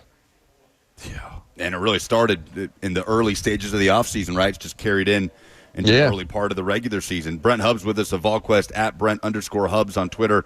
To your point, Brent, on Mississippi State's win over Arizona State, obviously Levy's signature win so far in his short time in Starkville. Looking at the lack of balance from both of these teams is so fascinating in this game, how Arizona State struggled putting the ball in the air with Sam Leavitt. 82 pass yards in that game, but was able to rush for 251 versus Mississippi State, who threw for 345 and ran for 66. Like, it almost defies logic the way they were able to find so much success in one phase on offense and a lack thereof in the other. But to you, is there an advantage there for Tennessee when you look at Arizona State running for over 250 yards when everybody in the building knew they were going to? And quite honestly, it's how they got back into the game after that 17-point hole. Yeah, I mean they took the air out of the ball. That's what they did. They just kept it away from Mississippi State and just kind of ate the clock up and just kind of grinded it on Mississippi State. I'm going to be interested to watch tonight. Common opponents are kind of intriguing to me. So Arizona State gets TCU tonight, and I'm curious to see what Arizona State does offensively tonight. If they run it well tonight, then you say, oh, they're a really good running team. If they were to struggle running tonight, then you would go, boy, Mississippi State has a hard time stopping the run. So, that one's kind of intriguing to me tonight. But the shocking thing of that Arizona State game was their inability to pass the football. And why was that the case? I don't have a good answer for that. Tennessee's got to be able to throw it, no question, Saturday if they're going to beat Mississippi State. I don't know that Tennessee lines up and just runs it down their throat the entire game. What will be really interesting is we talk about Levy versus Heupel offensively. Which defensive coordinator has a better feel and plan for attacking this style of offense and dealing with this style of offense? Both of them deal with it every day on the practice field. But Mississippi State, I mean, they got 5 passes of over 50 yards this year. So does Tennessee. Tennessee has 7 rushes of over 20 yards this year. So does Mississippi State. I mentioned the scoring to start the game. Both teams have the same to start the second half, 3 touchdowns and a punt. They're just eerily similar when you look at it. Both teams are pretty heavily penalized. Mm-hmm. So the question is, and both teams are going to base their run game on the box count. Light box, we're going to run it. Heavy box, we're going to try to throw it over your head. So how does Tim Banks, Tennessee's defensive coordinator, manage something he sees every day on the practice field in 11-on-11 settings? Does that give him a great advantage this week? Conversely, does it give Mississippi State's defensive coordinator a real advantage because he sees it every day on the practice field? I think the familiarity on defense for the defensive coordinators make this a pretty interesting chess match as much as it does the offensive stuff. With that being said, Mississippi State has some speed, man. They got guys that can hit the edge. Of course, the sins of last week will follow you for 3-4 weeks at a time, man. And one of those guys is Brennan Thompson, who's clocked at over 23 miles per hour, being able to run the ball. You got guys like Ty Redmond and Colton Hood. Also, if they're allowed to be aggressive, that's awesome. But how do you see them attacking them outside on the perimeter also, Hubs? Well, I'd be curious to see if they travel Colton Hood, meaning that he goes from right to left in the game. Do they feel like there's a wide receiver matchup that they have to have Colton Hood on the entire game, or are they going to leave him on one side, leave Redmond on one side? Traditionally, that's what they've done is they've left their corners on one side. But the last couple of years, they've kind of got into flipping their corners a little bit. Now, no huddle, tempo, does that make it hard to flip the corners? Yeah, it makes it really hard. So we'll see how they do that. Do they feel like they need to get Hood, who's projected as a first-round pick by some people right now? Do they feel like they need to get him matched up specifically against somebody like they did a year ago with Ryan Williams and Jermod McCoy in the Alabama game? Do they feel the need to do that? And if not, then Redmond's going to have to play well, and they're going to have to play well in man coverage. And I think they've been better in man coverage than zone coverage, Ramon. But they're going to have that secondary is going to have to play well, and then they need help. They need help up front. Joshua Joseph's got to get to the quarterback. Jackson Moy, when he's in there, is going to have to push the pocket. They're going to have to get more from an inside pass rush as well. So they're going to have to be good up front to generate some pressure to try to get it.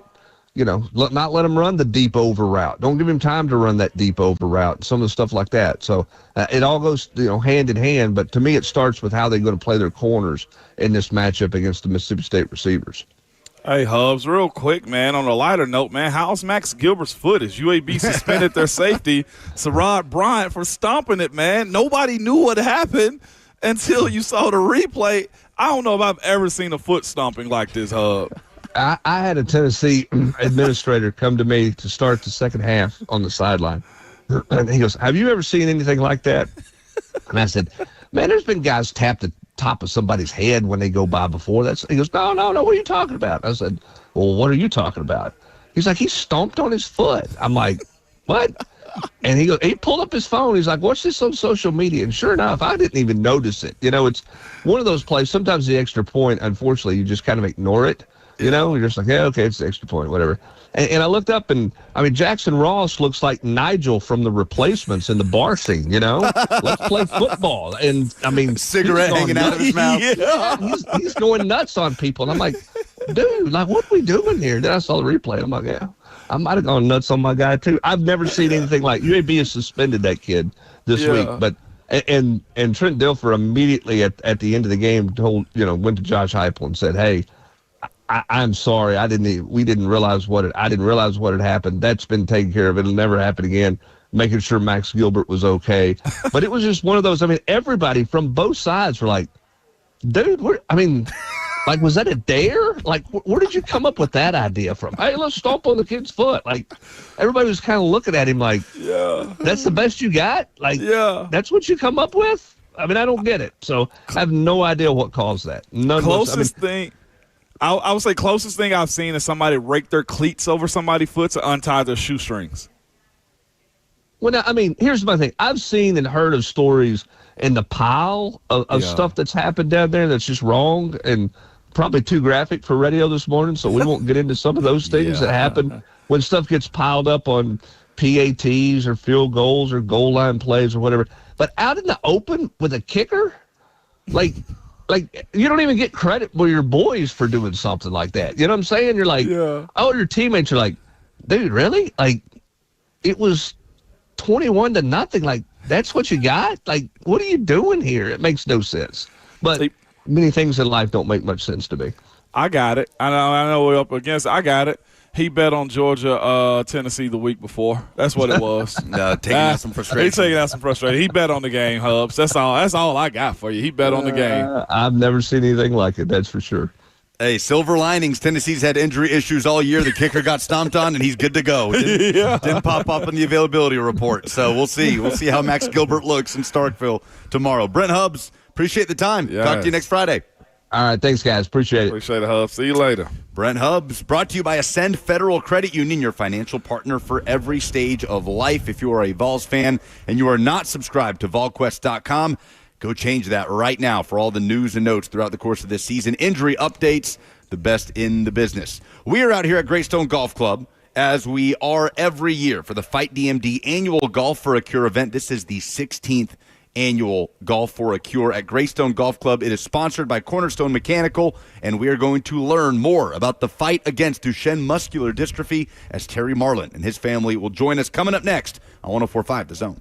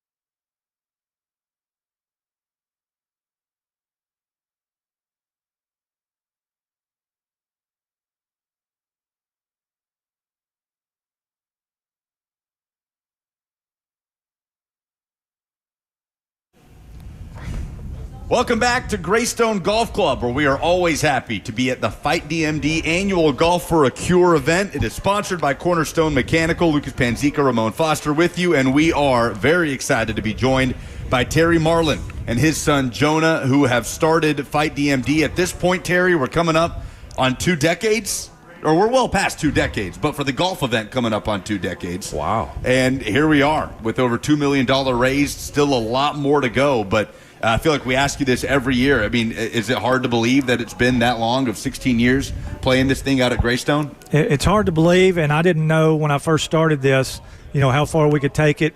I remember going to the chairman of pediatrics and asking, is there Duchenne research at Vanderbilt?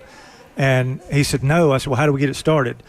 And that's where that $500,000 came in. He said, well, just raise $500,000. Oh, I was like, all. Oh, okay. Yeah. I'm like, well, that sounds easy to you.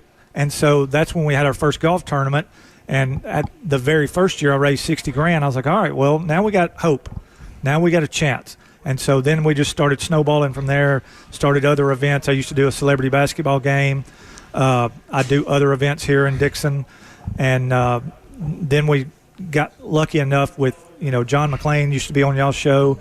He hooked up with us, and we were doing this private event at the Hard Rock, not making any money, and he's like, hey, let's start another event with the Titans. And it was private. It was $1,000 a plate, and we started really making money. And I had another friend that he's an actor. He was on Hell on Wheels and now is with Star Trek, and he raised us a ton of money. So that's what really put us to the next level. And so all of our research is for Duchenne kids, and it's all cardiac research. And all these volunteers here today are from Cumberland Pharmaceuticals, which they're all scientists. They're all 10 levels over my head. I'm just a dad with 2 boys with Duchenne. These guys and ladies over here know Duchenne scientifically more than I understand. I've watched my kids deteriorate in front of my eyes, but they're on the scientific level, and they've been generous enough. They're providing all the volunteers for today, and it's super positive for them to be here, and it's just great for their help. They're working in our field, and hopefully one day find a cure for kids with Duchenne, just like my boys. So, how satisfying has it been to be a parent and know that there are others like you that are going through this, that you've been able to help and pour in with research and bring more awareness to it more than anything? Because I'm sure in the early part when you heard just raise $500,000, you felt lonely. Oh, yeah. But now I would guess that's changed. It has, and you have no idea of the generosity of people, especially in this small town community. But then once I started getting on 104.5 The Zone, and it started going out to a couple 100,000 people, then you got people that become sponsors because they heard me on the radio, and they have 2 boys of their own. Yeah. They have kids of their own, and they're like, I want to support you. I want to support the research at Vanderbilt and what y'all are doing. And so, but yeah, at first, my philanthropy in college with my fraternity was MDA, but I'd never heard of Duchenne. Yeah. Everybody's heard of ALS or Lou Gehrig's. The whole world has heard of that. But Duchenne is a rare disease. It affects 1 in 3,500 boys born each year with no ethnic or geographical boundary. I had never heard of Duchenne. And so, the first day he was diagnosed, then my youngest was diagnosed the very next day. And it's a genetic disease. It affects all the muscles in their body. But I had never heard of it. Even though, in college you think you're doing fundraising, you're not. You're doing a little bit, but it's not big time.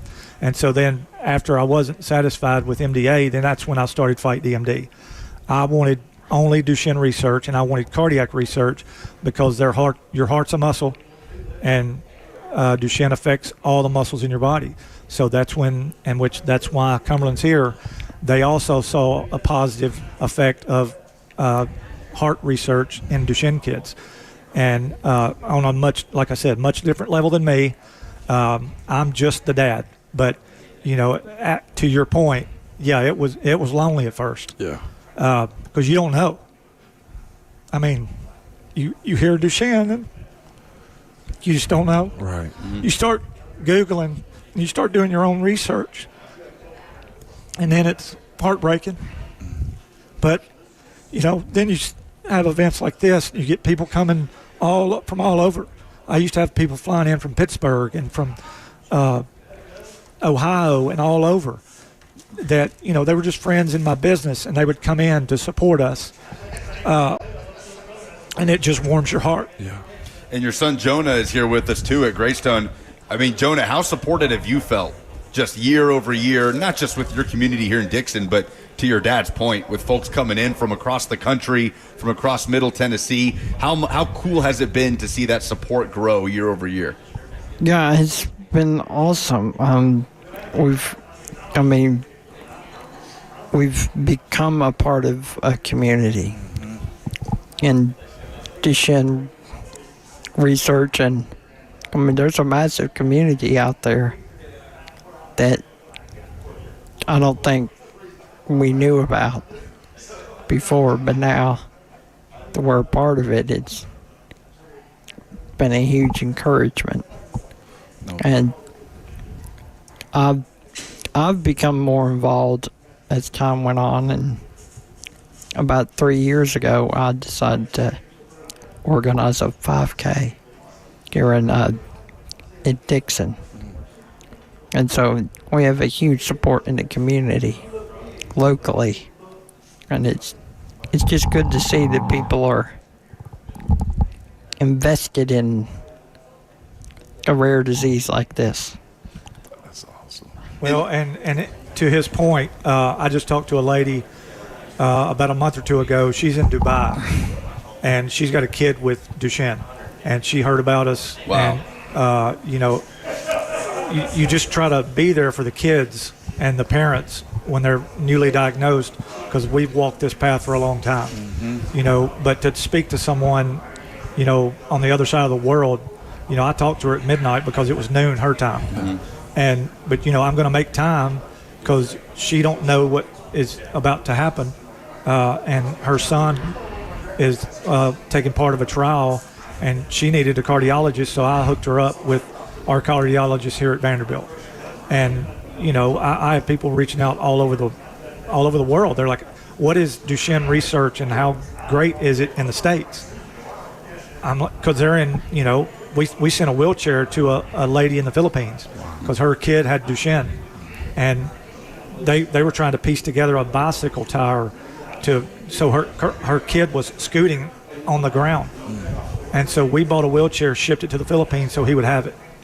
And you just don't know how far you can reach, and it's amazing. Terry, I gotta say, we put the wrong people in spotlight sometime. You are what we consider a hero, like a superhero. I'm sure to your boys and to your Duchenne community, you're a superhero. Thank you. This doesn't just happen, man. I thank you hearing your story. That's worldwide. That's big time. You are the ones that we need to be having up on the TVs and around the country, man. Awesome. Thank you. Well, there's other families that are doing much more than I'm doing, much bigger organizations than us. We're considered small in the Duchenne community. There's one out in California that is huge. They'll probably raise $10 or $11 million every year. And that's what you got to have. Like I told y'all before in the break, our Duchenne research costs about $10 million a year. I don't know that we'll ever get there. These organizations do, and that's what you got to have. FightDMD.com is how you help them get there. And to Ramon's point, you started at a base level of zero knowledge, $0, and here you are with over $2 million raised. And maybe more importantly, Terry, the awareness just across this community and across Tennessee. People know about Duchenne muscular dystrophy, and that's because of you. Yeah. And it's because of Jonah and your son Emery, and we can't thank you guys enough for having us out here every year. Tea time coming up in about 2 minutes. There will be tea times throughout the course of the day, raising money out here for FightDMD.com. Thank you both so much for stopping by. Thank you. Thank you. We always appreciate it. Hour 3 coming up next on 104.5 The Zone.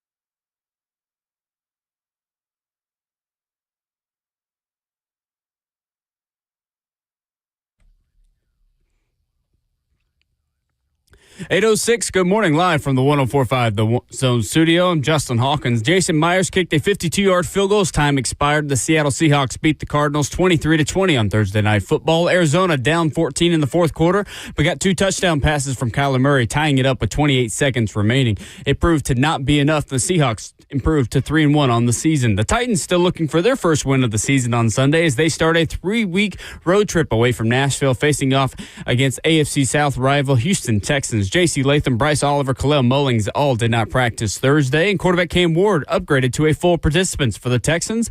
Starting cornerback Derek Stingley Jr. did not practice for the second day in a row. Sunday, Lee Company countdown to kickoff hits the air at 9 a.m. Titans countdown takes over at 11 before kickoff between Titans and Texans with Taylor Zarzour and Coach Dave McGinnis at noon from NRG Stadium. Number 15, Tennessee Vols take on unranked Mississippi State in Starkville. Kickoff at 3:15 p.m. Central.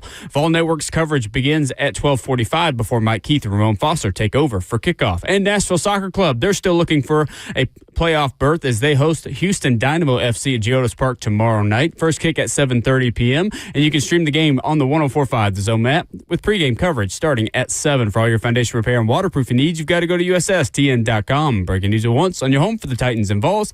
This is 104.5 The Zone.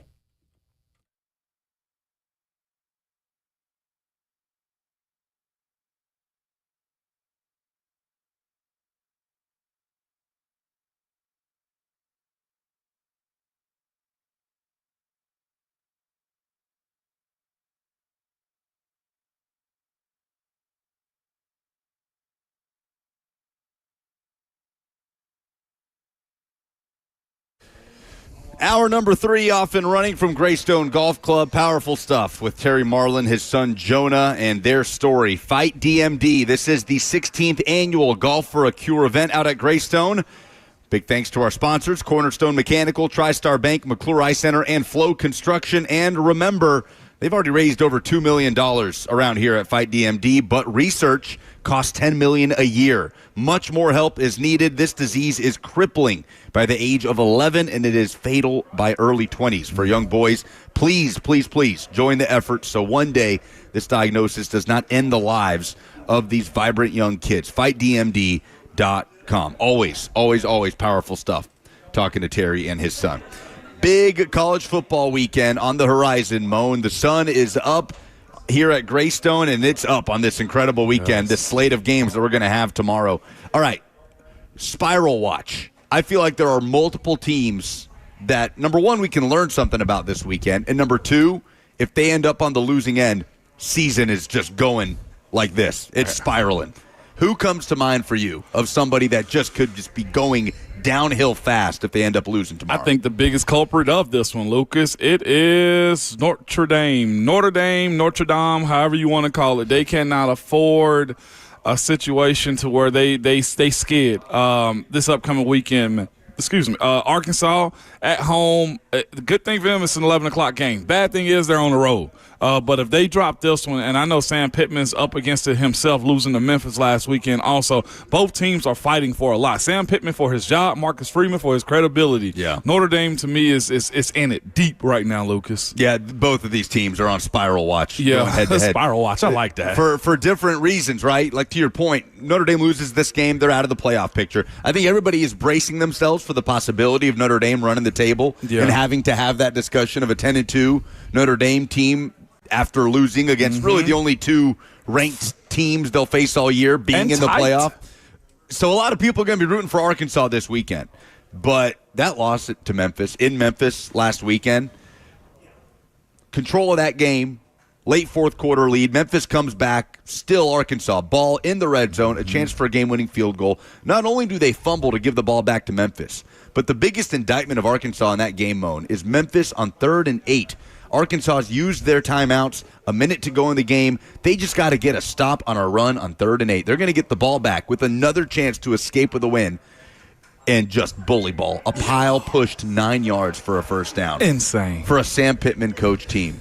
Like, that stuff can't happen for Arkansas. That's supposed to be your identity, right? So I'm with you, man. Both of these teams on Spiral Watch. Lucas, that's the version I want to see. To be honest with you, I felt like that was the version of Arkansas we saw before we went to Fayetteville last year. Like, I don't know who Taylor Green was whenever we played him in Arkansas last year, but that wasn't the dude that showed up in Memphis or the weeks before us, man. Like, and here's the thing.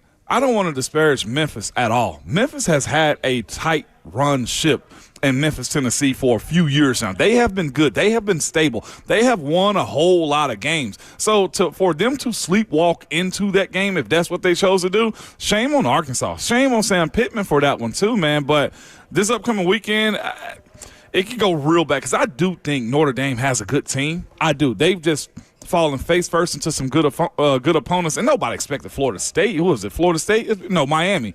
At the beginning of the season to be that good. But good things happen to teams that got a lot of recruits. Is Alabama on Spiral Watch as they get ready to go to Georgia after kind of riding the ship as much as they can with the inferior opponents they were playing following that disaster week 1 at Florida State? Is it too extreme to say Alabama will be on Spiral Watch in year 2 under Kalen DeBoer if they lose the second game this season at Georgia? I think so, and I think even with the idea that they beat Georgia last year in Alabama, had the light show and everything else, Ryan Williams game, I think Kalen DeBoer is going to get a lot of the Brian Callahan critiques. They don't know if he can be the big game guy all the time. They don't know if he's a tough Nick Saban guy all the time. They don't know if he can rise to the occasion on the road or at home like that all of the time. And if I'm Kirby Smart, Lucas, and if he goes on to beat him, I'm trying to beat him into the dirt too. That's the other part, is how they lose. Alabama and Georgia, who are kicking off at 6:30 p.m. on ABC. I am fascinated to see Ty Simpson in this game, who was not one of the primary reasons why they lost at FSU. They were dominated physically, right? Effort was in question. All these things that are glaring indictments early on in the season. But if that game was a wake-up call for a loaded Alabama roster, and they carry this offense that has been really sharp since with Ty Simpson at the controls in to face a Georgia team that is led by Kirby Smart, yes, and you always give him benefit of the doubt, but Ramon, they've sacked the quarterback 4 times this season. 4 times Georgia's gotten home. That's a bottom 5 mark in the SEC. To that point, Alabama has the same number. Neither team has affected the quarterback well. What? It's crazy.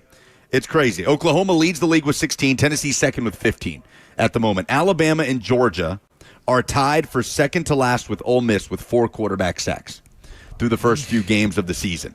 So whichever team can affect the quarterback more, 2 quarterbacks that have played really well this season, in Ty Simpson and obviously Gunnar Stockton, we saw what he did in Knoxville. I wonder if that's the deciding factor of this game. That's going to be hard to top, that thriller from last year in Tuscaloosa. Auburn and South Carolina both on Spiral Watch. They are, absolutely. Both. I mean, right? Auburn's got the challenge of going to Texas A&M. South Carolina on upset alert against a Kentucky team that feels lifeless, but also felt lifeless last year and knocked off Ole Miss on the road. If South Carolina loses a third game, I don't know. Is there any point this year where discussions would start around Shane Beamer? Like, it feels very strong to say, but just with the expectations that they had going into the season. Oh, we're talking about a top 10 team. Yeah. Is what they were projected. Playoff expectations. High with a first-round quarterback that some still feel is the best quarterback in the draft this year as far as his talent is suggested, man. I had lightened up on Shane Beamer. I did. I was hard on him. I felt like I didn't know what he was, but everybody kept telling me, no, Shane is good. He's got the pulse of his team. They got a really good quarterback, their defense. And here he is in spiral mode for his squad, man, with a potential for a first-round quarterback and a freaking monster rushing off the edge. He's almost more than anything, I feel like, depending on what they can pay him. If this doesn't go the way they want him to the rest of the season, it wouldn't shock me if Dylan Stewart hit the portal and went somewhere else. He's got another year. They had to jump the line to pay him last year so that he wouldn't hop into the portal or get recruited by other teams. If I'm Dylan Stewart and it does fall apart, then it's got to be a Shane Beamer issue because they got the team. I know the offensive line sucks, but they got the team. Justin, can we hear from USC head coach Lincoln Riley real quick before we hit this break, talking about USC's trip to Illinois after hosting a late kickoff against Michigan State last weekend? I mean, we've tried to be aware. I mean, going from the absolute latest kick in the country to the absolute earliest kick in the country has its challenges, but the challenge is like it is what it is, right? We don't make the schedule, and so clearly, and so we've had to adapt a little bit in the way that we prepared and how much that we've done, and even when you go back to Purdue being a factor now, being so late and getting back so late, like it compounds if you're not careful. So we've tried to be mindful of getting our work done, but at the same time knowing that we need to take a fresh football team. We need to put a fresh football team on that airplane. Are you kidding me? Like, I'm sorry, USC. Oh, you have to travel to Big Ten country? Oh, you have to play an 11 a.m. Central kickoff after hosting a 10 p.m. night game? If only there was a regional conference for West Coast teams.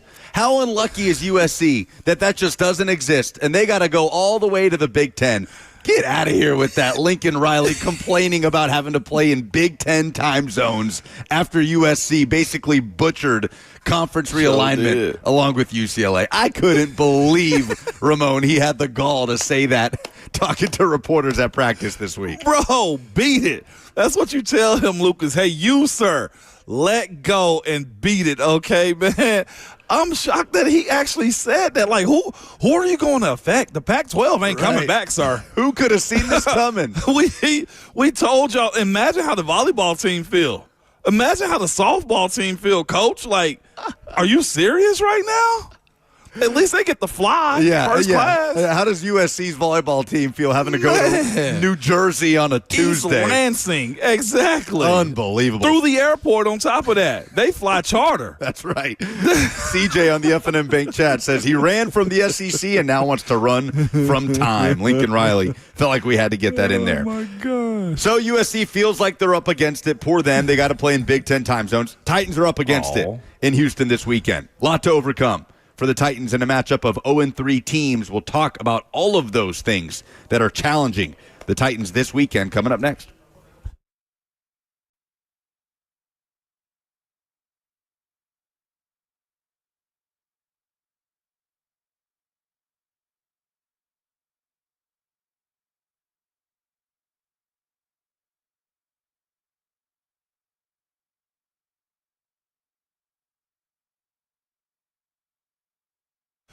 Two Rivers Ford is asking for your help collecting non-perishable food items to benefit Second Harvest Food Bank and the Mount Juliet Help Center as they help feed those who need it most in our community. Here's how easy it is. Next time you're at the grocery store, pick up a couple of extra cans of food, things like canned tuna, chicken, or salmon, protein bars, low-sodium soups or chili, dried beans or rice, boxes of cereal, anything that can be stored and served over the next few months. Y'all know what those items are, man. But then drop it by the dealership in the F-150 displayed right up front. You cannot miss it. And you have until the end of this month to do so. So anytime between now and September 30th. It's all part of Ford Motor Company's Global Caring Month and the world's largest dealership food drive. Two Rivers Ford, the South's most trusted Ford dealer.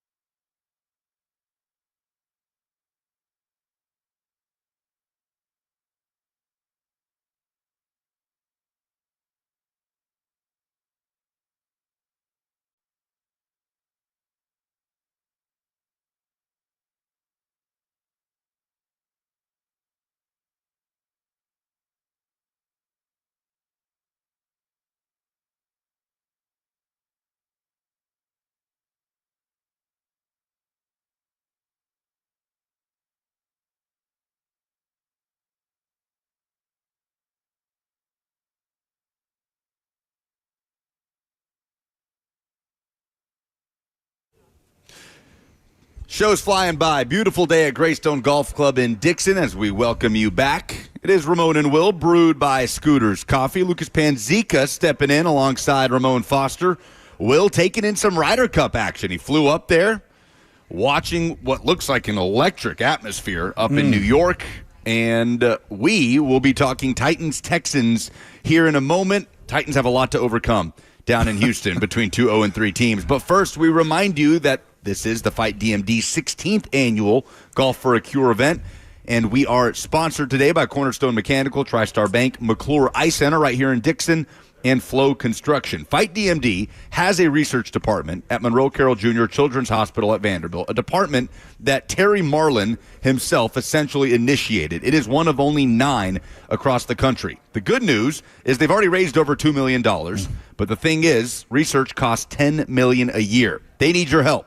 This disease is crippling for young boys by the age of 11. It is 100% fatal by the early 20s. Please join in the effort so one day this diagnosis will not end the lives of vibrant young boys. FightDMD.com is where you can go to help. Ramon, Titans are 0-3. Texans are 0-3. Titans do not have better cornerback depth after trading Jarvis Brownlee Jr. No. We played some audio earlier of some locker room reaction to the trade. Titans still are banged up front on the offensive line. J.C. Latham has not practiced yet this week. We'll see what happens today and what Brian Callahan says to the media later on this afternoon. Kevin Zeitler returned in a limited capacity. We'll see if the right guard is back on the field on Sunday for what will be his 200th start, by the way, if he does play. There's a new play caller. Who's this again? Kevin Zeitler. Is it? 200? It's a lot of starts. I had 151. Dang, Zeitler. New play caller in Cam Ward's ear and quarterbacks coach Bo Hardigree. There's the dynamic of playing in Houston that just hangs over it all, the importance of that to the franchise. Yeah. And it's a Titans team that just has struggled to put together 4 quarters. It's a lot, Moan. Like, mentally, is that something that you feel like can weigh on a team, especially a young team that just hasn't done a lot to gain confidence early on in the year? What you're hoping for is hopefully that weight has been lifted off the guy that's been calling the actual plays, and Bo is just dealing with, hey, let me go prove. Bo Hardigree is dealing with, let me go prove myself, and I had numerous ideas anyway that I wanted instead of Coach Callahan's game plan. That's what you're hoping for. The 4 quarters things, like, I've dealt with that in my career in college.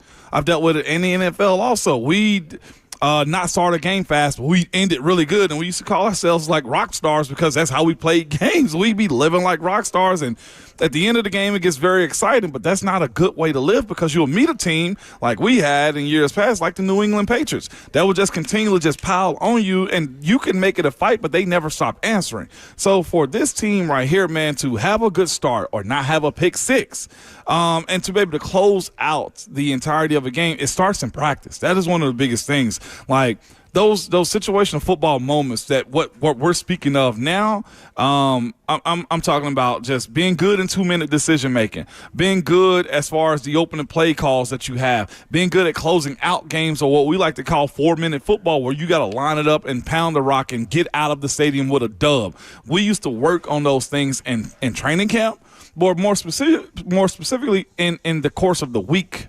You knew you had to have those moments, and coaches would be very verbal with it. You get, the conversation in the offensive coordinators meetings. And then you break up, your position coach would talk about those things. And to make it even more of an emphasis, coaches would put clock times up in practice to emphasize that. So you're in a mind space of we got to have it type of moments.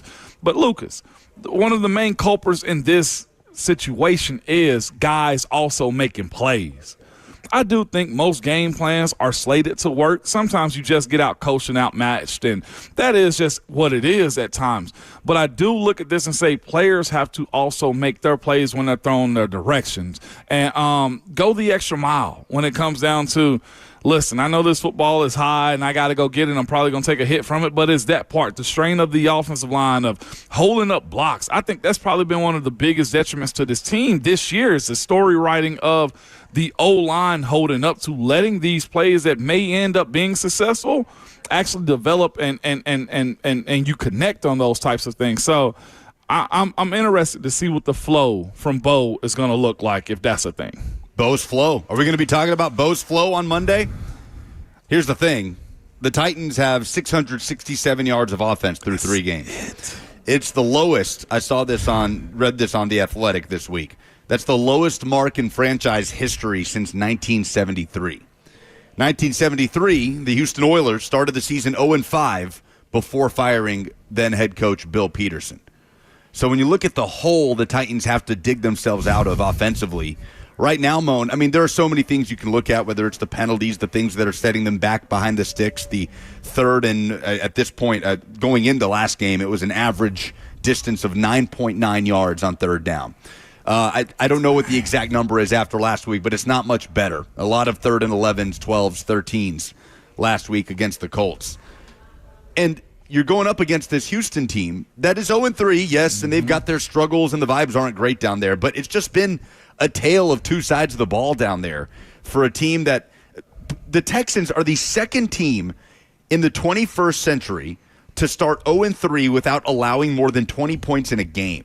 They haven't allowed 20 points in a game yet. The offense is trying to get going. They're averaging 267 yards per game. It's bottom 5 in the NFL. C.J. Stroud looks gun-shy. They don't look confident. First-time play caller that replaced Bobby Slowick. Offensive line has struggled. But defensively, they have been in an upper tier of the NFL early on. And when you talk about affecting the quarterback, Will Anderson and Daniil Hunter, the challenge that they can pose to the Titans on the outside, especially if J.C. Latham can't go, like this is right up there. And we talked about it before the season when we looked at the schedule when it came out. Those defenses that you're going to have to face, Rams, Broncos, Texans, right out of the gate. Like Cam Ward, welcome to the NFL. Yeah. That hasn't changed just because the Texans are 0-3. No, it has not. It hasn't, and that's the problem that you got to deal with too. And the fact that I'm guessing Zeitler's going to go if this is his 200 start. I think that plays a part in it for him too. Yeah. Well, last week would have been too. Well, yeah, that's also the case. I'm interested to see what the injury report is going to be at the end of the day today, going into this weekend. But there's still a problem at right tackle. I know a lot of people say, "Well, you're supposed to just chip and help out the tackles and help them." Chipping and having guys stay in minimizes Cam Ward's weapons down the field. That's the problem that you run into with asking Chig to stay in or Tony Pollard to chip. He can chip and guys grab him, and that delays his ability to be an outlet pass for Cam that needs those with the pressure that he's receiving up in front of him. The one thing I think that's super interesting this week, that's the same as it was last week. Nick Caley is the new offensive coordinator. If you look at his track record, he comes from the L.A. Rams. He was the tight ends coach, and he was the assistant offensive coordinator / tight ends coach too. What did the tight end last week from the Colts do to the Titans defense?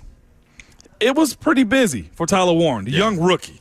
Just to give a quick answer on that one. Well, they also have some players in Houston, I think, that can be problematic for the Titans too. Dalton Schultz is the second leading target getter for the Houston Texans team. They also have Kate Stover on their team also. If I'm Nick Caley this week, I'm potentially doing the same game plan as the coach did and trying to expose as much as I can the same way that Tyler Warren did last week. Those are the things that I feel like can be very detrimental to this defense. Not just that, but the fact that you got rid of a DB and you also have one in Jalen Armour-Davis that has to figure out what does his style of play look like in Denard Wilson's defense too. There is exposing points on this team that have to get fixed clearly. Not just the offensive side of it, but specifically for the defense and what C.J. Stroud. You don't need this, what I'm getting at, need this to be cased over and Dalton Schultz breakout game, and you find C.J. Stroud just jumping off to the tight ends the way Daniel Jones did last week. Yeah, and offensively for the Titans, it's a good sign that the rookies have given you a lift, but you can't continue to have the rookies carrying the load, right? Alec Iomanner, as good as it has been to see him emerge, and he's had one of the best starts to a season for a Titans rookie receiver in the Titans era. Moan, the rookie fourth rounder can't be your best receiver, your best performing receiver, right? When you're paying a guy $92 million. Can we hear from Jeffrey Simmons, Justin, in the locker room the other day? He kept hammering this message on what the Titans need from their best players. Desperate as hell to get a win, I tell you that. You know, it's one of them things, it's some type of urgency that you got to have. It's some type of urgency that you got to have waking up each and every day, coming into work and going to practice, and because it's going to translate to the game. And I think when we could focus on them things of, we've been focused on winning. We talk about winning each and every day, but like I said, it's so much until like I said, it just come down to, and I'm keep saying it, our best players have to play better, including myself. I'm not playing, every snap. Some snaps that I wish I could get back, but it's just come down to our best players gonna have to play better than their best players. And at the end of the day, it's a team sport, but at the end of the day, like I said, we have to be better. We have to play better on Sundays. And like I said, the tackling, and like I said, once we could tackle better, things will take care of itself. You could go back into some of these games that we had. So Jeffrey Simmons, putting that challenge out there, the important thing was our best players have to play better. Who comes to mind when Jeff says that? Because he doesn't fall into that category. No, he does. Jeffrey Simmons has 7 QB pressures so far this year. That puts him top 5 in the NFL among defensive players. He's only got the 1 sack to show for it. But Jeffrey Simmons has not underperformed through 3 games. He doesn't have help, but he's not in that category. Calvin Ridley is the most obvious, I guess, that you would put out there. So I don't even need to ask the question. 8 catches on 21 targets for 111 yards. Who else? Arden Key. Arden Key, to me, because of he's above $5 million a year, he has to play a whole lot better. Draymond Jones has to play a whole lot better. And then, of course, like you said, the skill makers, I think it's Arden, it's Draymond Jones.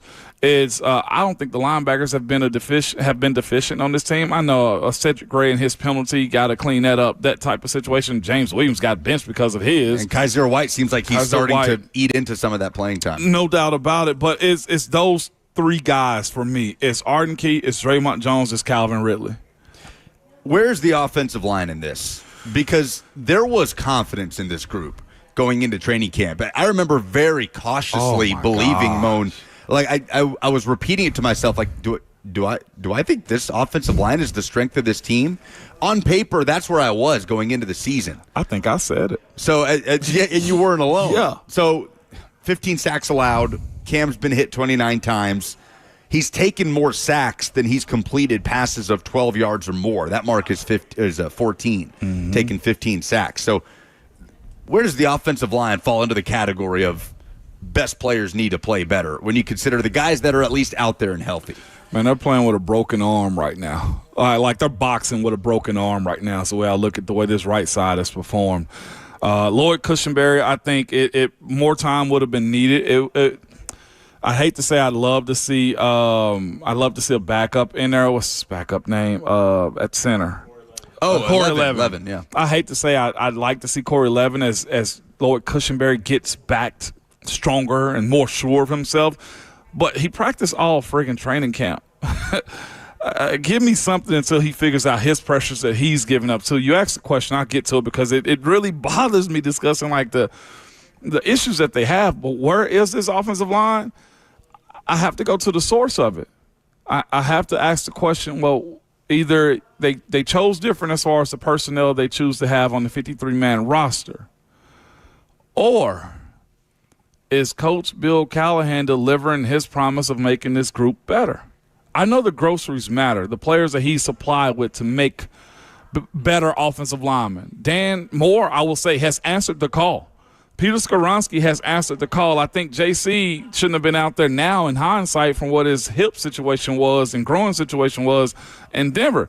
And of course, looking at Zeitler himself. You got 3 of the 5 that I feel like that are holding up despite what you think about Dan, right? I asked the question, like, all right, well, where's the standard that everybody in the room is supposed to be meeting when it comes down to Coach Bill Callahan being the guy, right? We look at Philly's Philly's offensive line coach and what they are. You look at the Bills and what they are. I reflect back on my playing career. We had guys. God, I hate to do this on this radio show because it's not about the Steelers. It's about the Titans. But I got to reference my career, Lucas. Let's hear it. We had guys that came in as backups and got big, major deals because they showed up and they performed in the backup role. Chris Hubbard got broke off, okay? Matt Fowler got broke off from the Rams or the Chargers, okay? B.J. Finney went to a different place and got paid in other situations. Every dude, he had Alejandro Villanueva, who came in as a tight end that turned himself into a Pro Bowl tackle. I mean, Dan Moore Jr. Dan Moore Jr. got himself a big old deal. Got a big old deal because of it. I'm not going to disparage Coach Bill Callahan as what he is. Maybe it's the groceries that he's shopping with. But I do ask the question is, you're as good at also, especially on the offensive line, as just 6th and 7th and 8th offensive linemen. And that 6th and 7th offensive linemen have been John Njoku and Oli Udoh and Blake Hance. Hadn't shown well, man. And maybe, again, I'll give him grace. Maybe it's the groceries and not him. Or maybe it's the offensive scheme. But I do ask that question, though. You see Philly have guys that are replacement guys that come in and they play well, too. So something's disconnected here. Either the talent or the messaging is off. It's a dangerous front, a deep and dangerous front posed by the Texans despite an 0-3 record. Speaking of records that are less than ideal, Josh Heupel on the road. It's something that Vols fans have brought up a lot this week. That little road loss where Tennessee's favored and it pops up in an important season. Is Josh Heupel and his record on the road as bad as you think it is? We'll discuss it as Tennessee gets ready to go to Mississippi State when we come back on Ramon and Will, 104.5 The Zone.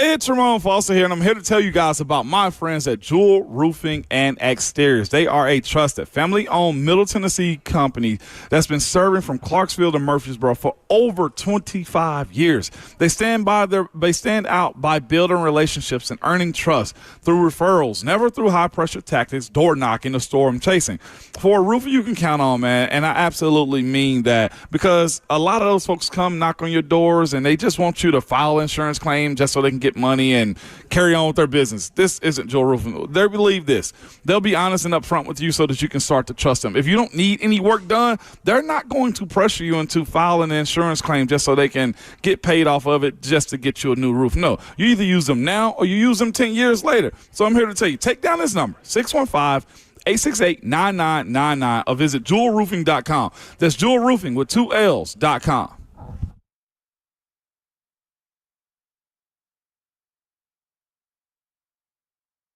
Work. It's what we do. Part of who we are. There is joy in work. And no matter what size your business is, the dedicated commercial team at Two Rivers Ford will find the work trucks and vans that keep your business moving. And Two Rivers is the only dealer that offers a 90-day free fleet management program that can help you save money on every single mile. The Commercial Vehicle Center at Two Rivers Ford. We work for you.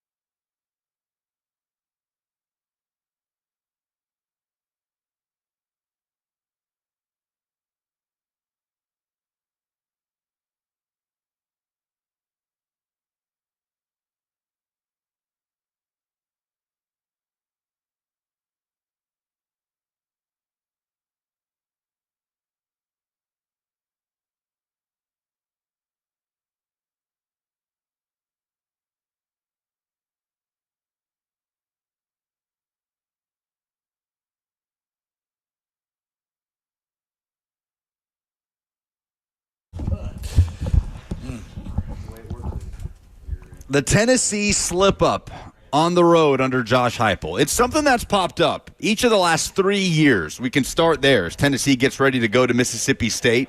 It's a concern that's been brought up, maybe a small blip of BVS on the radar this week from Vols fans.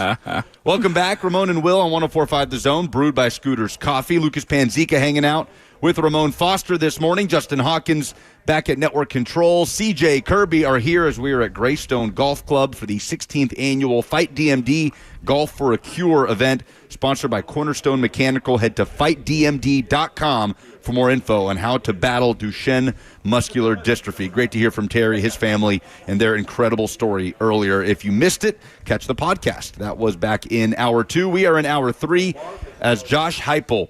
Ramon, where do you think, since 2021, since Heupel took over, Tennessee ranks in the SEC in terms of road record in conference, if you had to guess? I'm trying to think back to the who and the wheres. Not neutral either, right? Not Carolina, not Nashville for Virginia. Yeah, no, exactly. On the road, SEC in conference play. I would go top 5. Top 5. Number 5. Number 5. Number 5. Okay. They're 7-9 on the road under Josh Heupel. I'm just thinking of the ones they've lost. South Carolina, Arkansas, Bama. Twice. And that's been part of the, like, Georgia. There's 2 monkeys off the back that Heupel, has not gotten off yet, and that is, number 1, beating Georgia, period. Yep. And number 2, winning one of those marquee games on the road. At a Georgia, at an Alabama. At a Florida. But in 2022, obviously, it was that South Carolina game that essentially knocked Tennessee out of the 4-team playoff, the Spencer Rattler 60-plus points game. 2023, Tennessee is the number 11 team in the country on the road to Florida, an unranked Florida team. Vols are favored. They lose to Billy Napier and the Gators. And last year was Arkansas. Yeah. On the road, a top 5 Tennessee team heading to Arkansas. Why does this week feel different from any of those scenarios? Tennessee heading to Mississippi State, because it's very easy to look at this game on the schedule, kind of circle it and say, okay, there's the potential slip-up spot against a Mississippi State team that looks improved and looks feisty with a very similar offense led by Jeff Lebby, a former Heupel assistant. The thing that's different, quarterback. I'm now thinking about the last times these have happened. South Carolina, Hendon tears his ACL. Yeah. Last year it was Joe. Nico. Yeah. Nico and his role that he played, and it's not because he's not with us, but I think if you look at what Joey Aguilar's provided, it looks better than what those dudes have done so far, right, in their careers. And Joe coming with a lot of hype, Nico the exact same thing. But I think you look back at what Nico's kind of turned himself into, even at UCLA, you see there's a little bit difference between he and what Aguilar are as quarterbacks in general is the way I look at that one. So I think as a quarterback more than anything, Lucas, even with the injuries to the defense that they have right now, you feel stronger about their ability to go toe-to-toe with teams that they have issues with because of Joey Aguilar. And the young wide receivers have grown up. Chris Brazzell has turned into what you thought he could be transferring in at this point right now. Yeah, 6 touchdown catches. He's been one of the most productive receivers in the country so far. And that was really the biggest point of concern with the offense going in fall camp, that lack of depth where Staley is picking up a knock here, Mike Matthews misses practice there, and you're thinking this group is not deep enough to suffer these camp injuries. And knock on wood, the health has been there, but the production's been there from the receiver group. Maybe it's been the most pleasant surprise of Tennessee's season. Most definitely has, in terms of guys opinion. that just hadn't proven that yet. Brazzell, he's already surpassed his numbers from all of last year. Which is crazy. We're just a quarter of the way in, man. And again, you got guys who are also stepping up in guys' absence. Like, I don't know if we get Colson Hood if you have Ricky Gibson and Jamon McCoy out there. Imagine that, but imagine all 3 of them back out there right now, though, Lucas. But, yeah, offensively, I didn't know what Mike Matthews was going to do. The other part of it, the diva side of it, just to label those guys that for a second, how would a quarterback handle distributing the ball to those dudes? Each guy has had their day. Brazzell has had his, Staley has had his, and Mike Matthews has had his also. We see all of that, Lucas, and we hadn't even got to cold weather games where the tight end's going to have to play a part at some point. Like, there's still more meat on the bone when you think about what these guys are capable of with what also they presented us with through this short start of the season, too. 615-737-1045 is how you jump in. We're also on 1045 The Zone TV, YouTube, Facebook, Twitter, and Twitch. The F&M Bank chat is rolling on a football Friday. I want to apologize in advance to you for what I'm about to do. Oh. My first ever college football game that I attended was not until 2007. Okay, it was a little bit like I wasn't going to games as a 5-year-old. My dad didn't know nothing about American football, right? He had to learn it from me. And so middle school Lucas in 6th grade, my dad says, I'm going to do something nice. I'm going to get him a ticket to a Tennessee game. Mm-hmm. And it was in Starkville, Mississippi for Tennessee at Mississippi State. Was it? You, Eric Ainge, the rest of that Tennessee team led by Philip Fulmer, smacked the Bulldogs on the road. A Sly Croom Mississippi State coach team. If I remember correctly. It was Coach Croom. So that was my first college football experience. Was you on the field with the cowbells clanging? You want to hear what's crazy? A story behind that story is I was captain that game also, and if you go to the coin flip, it was me. I forget who else was right beside me, but my high school quarterback was also the captain of that game, Blake McAdams. Playing for State? He was now the punter on that team. His dad, my head coach, is also a VFL coach, Johnny McAdams. So that was a cool moment. Look at that. I got that poster at home, actually, of Blake and I being the captains for our respective team. That was a cool Ripley, Tennessee moment right there, man. So you were there. I was there. That's awesome, I was man. just taking it all in, baby. I was being indoctrinated. Driving into that stadium also, it's just like, oh, we're on the road, and then poof, there's a stadium. It's almost as if somebody just built it in their front yard. Out of nothing. Out of nothing, man. Yeah, and I just thought this is just what college football is. Just random stadiums in the middle of tiny towns in Mississippi. It really is. Now, I don't take offense to that stuff. You don't age me on that stuff. I actually think it's pretty cool. All right, good. We were both in the same capacity. Now here we are doing the show together. There it is. And the final hour of the show is awesome. Coming up next. Tate Matthews previews the high school football weekend with us on 104.5 The Zone.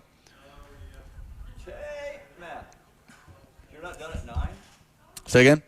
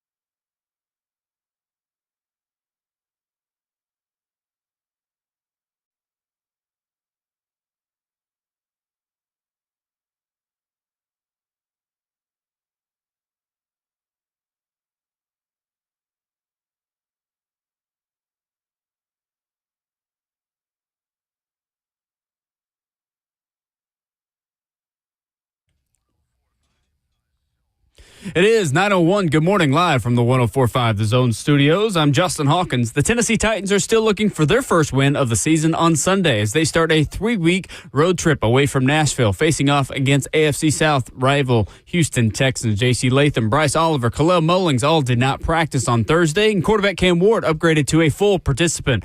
For the Texans, starting cornerback Derek Stingley Jr. did not practice for the second day in a row, so that is a situation worth monitoring.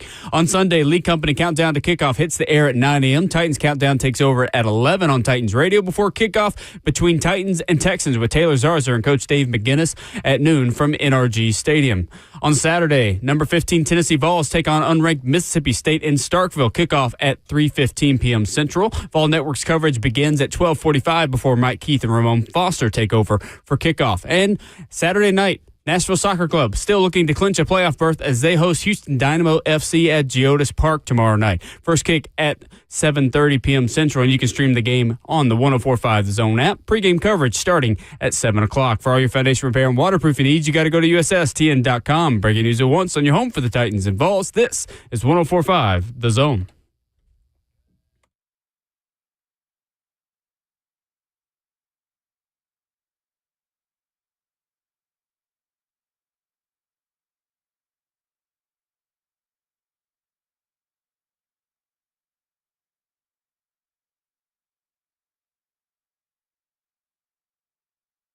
All hills. Final hour off and running from Greystone Golf Club, the 16th annual Golf for a Cure event. Fight DMD, battling Duchenne muscular dystrophy. Head to fightdmd.com. We are fueled by Scooters Coffee. Remember to visit a locally owned location near you. Rivergate, Smyrna, Brentwood, White House, or Mount Juliet. Amazing people, amazing drinks, amazingly fast. Lucas Panzica in for Will Bowling today as he is taking in Ryder Cup action, which has gotten off to a fun start. Ramon Foster with us, as always, the 11-year NFL veteran, Vol Network analyst. You can hear him tomorrow alongside Mike Keith, the Vol Network call of Vols, Mississippi State. But first, Friday night action tonight. Tate Matthews, who joins us each and every Friday at 9 a.m. Tate, we do this every year. We get to this point in the season, we're like, man, it is flying by. Can you believe we're across the midway point? But Tate, can you believe that we're across the midway point of the high school football regular season? Yeah, it's bittersweet, right? It's exciting because we've had a lot of good games, a lot of good weeks, but it's sad because we're already in week 6. That means fall breaks right around the corner, so it's hard. Yeah, it's hard to believe, but I don't know why it's hard to believe. It happens to us every year. Good morning, fellas. Morning, Tay. Can you tell us first about Freedom Boat Club, who sponsors these segments, previewing all the Friday Night Lights action? Yeah, well, and the Freedom Boat Club that's the other part that's kind of sad. Lake season's almost over, but that's good for you if you're thinking about joining Freedom Boat Club, because now's the best time to join. August, September, October are the best time to join because they're running specials. They want to get you signed up and get you ready for whatever's left of this season and then also for next year. But it's exactly what it sounds like. FreedomBoatClubTN.com. They make boating simple. They own the boats. You go out and use them. And it's that simple. They've got a top fleet of brands on all tri-tunes, double-deckers, bow riders, and surf boats, so there's something for everybody. You make the reservation on your phone or online. You show up to a fully stocked, clean, and ready-to-go boat, enjoy your time on the water, and they literally take care of everything else, even pumping the gas. You pay a one-time entry fee and then your monthly dues. It's one of the best things that we've done in years. You can get on all 4 lakes in Middle Tennessee, multiple locations on 3 of them. And then you can also get out of 4 or 5 locations in East Tennessee as well. So, like I said, there's something for everybody. All you got to do is go to FreedomBoatClubTN.com, have a conversation with Angie, Mariah, or David. You'll get signed up. It does not disappoint, Lucas. Yeah, that's right. Get out there. Not a lot of sunny and 75 days left on the calendar, so sense of urgency on that. Sense of urgency tonight, Tate, on this non-region game in D2, but I mean, you talk about a place to be under the Friday Night Lights. How about Brentwood Academy hosting Ensworth, BA undefeated, one of the most talented teams in the state. Got a chance to see them back in week 2. Loaded on both sides of the ball. Keyshawn Bowman, the 5-star receiver, the headliner there who just decommitted from Oregon, reopened his recruitment. And then Ensworth, whose only loss of the season is to a Nashville Christian squad led by Georgia commit Jared Curtis at quarterback. No shame in that, Tate. What are you excited about with this game?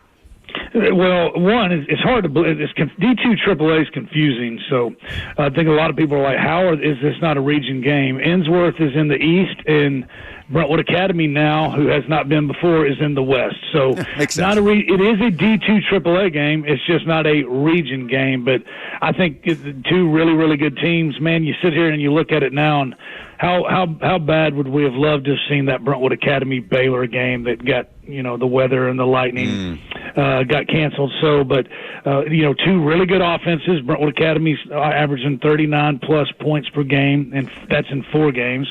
And then because they lost the Baylor game. And then Ensworth is 33.8 points per game in 5. So there's literally something for everybody. And you mentioned that loss to Nashville Christian School. No shame in that. They got the number 1 player in the state and probably the country next year, or at least quarterback. But then they turn around and going into week 6, they've got the win of the year with the 20-10 victory over McCallie. And then what they do, they follow that. Lipscomb Academy was really getting in their groove and looking really good, especially offensively, and then they just thumped Lipscomb Academy last week, 56-8. So you can tell Ensworth's getting better, but 2 really good offenses, and I think 2 good defenses. We'll find out tonight. But quarterbacks, you got Taylor Hasselbeck on Ensworth, Cruz Jenkins on Brentwood Academy. Running backs, E.J. Gibson. I know Ramon's seen him play. That guy is a football player. Yeah. They've got E.J. Gibson. He's not going to lead the state in rushing, but he's a football player. And then you go over to Brentwood Academy on running back. They got Larry Sanders. You mentioned Keyshawn Bowman at wide receiver. Ensworth has Justin Hopkins. We want linebackers. Ensworth's got Blake Surratt, and Brentwood Academy's got Roman Jennings. So a lot of really big time players. It's going to be fun. 2 well coached teams. Don't forget about this. He won't talk about it and he won't mention it. When Coach Bowers got out, they should have hired, and everything worked out for a reason, right? But they should have hired Paul Wade as the head coach at Ensworth. They didn't. Now he's at Brentwood Academy. Do not think Coach Wade has forgotten about that. Oh, yeah, absolutely. Tate Matthews with us talking some high school football. By the way, they love this segment, just so you know, man. I know the parents and the students do too. But they do this every year down in Murfreesboro, man, and I feel like it's like this every single time. 5-0 versus 5-0, Blackman versus Oakland. Tate, walk us through this one. Well, as you know, these two, when they get together, it gets a little chippy. It gets a little intense, right? The battle of the borough, as Lucas knows, is Oakland-Riverdale. But don't think that this one's any less important. And you mentioned it, Ramon. They're both 5-0. I think a lot of people expected Oakland to be. Blackman, had a good chance, but, could have been 4-1 or whatever. Region 3, 6A. Both of them are 2-0, and 2 really good offenses again. Blackman's averaging over 34 points per game. Oakland's averaging over 37 points per game. Signature wins for Oakland. They got one over CPA at Pearl Cone. They've got the team out of West Virginia. I just don't know how good they were. Blackman had a very, very nice win in the rain delay weekend, 17-10 over Riverdale. Remember, this game last year, Oakland won this game 13-12 last year. Blackman led the entire game until the very end and was up 12-0 going into the fourth quarter. Oakland scored all their points. I don't know if you remember. I'm sure Lucas does. Oakland went for 2, didn't get it. Blackman comes back down and drives and had a last-second field goal blocked, and then it got a little intense over there. I've watched Oakland probably about 2-3 times a year the last, 10 years. Oakland does not lose games. They never lose games. You have to beat them. They're not going to lose it. Would you agree with that, Ramon? I would agree with you there. I was at that game last year, too, and I think it was a tip pass in the end zone to end it. I don't know. It was crazy. But that's a must-see, Tate. Yep. So they don't lose games. You're going to have to beat them. They're alternating their quarterbacks every play. That's how they get the plays in and out. Cam Morton, the freshman, and Dante Cameron, both very athletic. I know Coach Creasy, Dante too, but Coach Creasy's very pleased with the way his freshman quarterback Cam Morton's playing, and again, they alternate every play. And then I think the thing that's kind of going under the radar because they've won so many games is their 3 best players on defense are their safeties. Craig Tutt, everybody knows about him, Ole Miss, Joel Wyatt, Tennessee, but Justice Haggard is the 3rd safety. And they might have them all back, they might roll 1 up, they might roll 2 up, but Justice Haggard, he's got a Memphis offer and an EKU offer. He's double digits and tackles every game. Their 3 best tacklers are their safeties. safeties, and they are all over the field. Watch for Justice Haggard. He is a dude that maybe doesn't get all the attention that some of the others. But then Blackman, I think this is something that's important. Blackman so far in the season has 3 blocked punts and 1 blocked field goal. 3 of those 4 blocked kicks have gone back for touchdowns. That would go a long way for getting a Blaze victory tonight. And then outside of the line of scrimmage is their quarterback, Javion Elliott. He's another really nice dual threat guy in the mid-state. Going to need him to play really, really well. He's got almost 1,000 total yards of offense and 9 touchdowns. Need a big night from Javion Elliott. That building's going to be rocking tonight in Murfreesboro at Blackman High School. Tate Matthews with us, at Tate Matthews on Twitter. Battle of Undefeateds. This is a region game in D2 AA. Tate, what do we think? BGA at FRA. By the way, one of the most picturesque high school football scenes in the mid-state. Yeah, it is, and it's also, if there's any wind blowing, you better bring a jacket, because whatever the temperature is, it's going to be about 10 degrees cooler up there if that wind's blowing. But yeah, man, they're both undefeated. This is for first place in Middle Region, right? Whoever wins this game is going to get the number 1 seed in the Middle Region going into the playoffs, which is big in D2 AA. But I forgot, I had to go back and look. These two split last year. FRA won the regular season game 39-14, and then BGA came back and won in the semifinals 28-21 to go on to the Blue Cross Bowl to see CPA. But Bobby Bentley 2.0 this season's every bit as explosive, maybe more explosive than last year. Caden Marable's back. He's already got 16 total touchdowns on the year offensively, and would have more, but there's been a lot of running clocks. And, man, he's got athletes and weapons everywhere, and 2 of them are a freshman and a sophomore. Maddox Porter had 3 touchdowns against Country Day the other night and didn't play the whole game. Maximus Curry, what a great name. Sophomore is another one that anytime he gets the ball, he's a threat. So, the offense is exactly what it was last year with Battleground Academy, just maybe even a little bit more explosive. So I don't know, man. But if there's a defense that can compete with them in that league, it's FRA's. So I'm excited about this one, man. Omari Sanders over at Franklin Road Academy, he's a great safety, a really physical guy, gets around to the ball. And Mike Hassell's probably one of the best all-around athletes in the mid-state. He's got 8 touchdowns. He's got touchdowns on offense, defense, and special teams. Again, back to special teams. This is something that I remembered against JP2 a few weeks ago. Franklin Road Academy returned 2 kickoffs for touchdowns, 2 different players, 80 and an 85-yarder. So I wouldn't think, I know Coach Bentley does a lot of film study. I wouldn't think they'd kick off to them, but maybe. If so, watch out for that. And I like FRA's quarterback, Hudson Holman. He's real steady. He does a great job managing the game. 38 for 53, 636 yards, and 8 touchdowns. And I think Coach Geisinger is one of the best play callers in game in the mid-state, maybe even the state. So it's going to be fun. Tate, real quick, I'd be remiss not to get your thoughts on this matchup for our Friday Night Rivals broadcast tonight on MyTV 30. I'll be on the call with Bruno Reagan, Sammy Kincaid on the sideline. Ravenwood, undefeated, hosting a CPA team, obviously coming off incredible back-to-back championship runs. That's now in D2 AAA and is 1-4, but Tate has had a monster of a regular season slate. When you talk about strength of schedule, another talented matchup in Williamson County. What do you like about CPA at Ravenwood? First of all, the crowd is going to be unbelievable over there off Wilson Pike at Ravenwood. They're fired up, 5-0. Coach Rodriguez taking over for Coach Hester. What a great job he's done. But this schedule, CPA, we've talked about it ad nauseum. We won't again. But Coach Martin did tell me this. He said, I think this is his 15th year as a head coach. Baylor is the most talented offensive team he's seen in his entire head coaching career. And he said Tupelo is the most talented defensive team he's seen in his entire coaching career. So I know Ravenwood doesn't let that 1-4 record fool him, but it's going to be fun. Here's what's crazy. CPA has given up 36.4 points per game. That's unheard of for them on defense. Ravenwood scored 28 and 22 in weeks 1 and 2. Then Maverick Chance comes back and they get their 2-quarterback system with him and Femi Babalola. They've had 43, 50, and 42. They just play to get better when there's 2 together. Something's going to give tonight, and it's going to be fun, man. This is going to be a close game, but this won't be a blowout either way.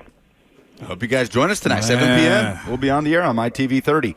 Hear him tomorrow morning, 8 a.m., covering all the action that happens tonight. High School Sports Saturdays right here on 104.5 The Zone. Tate, always good to catch up, man.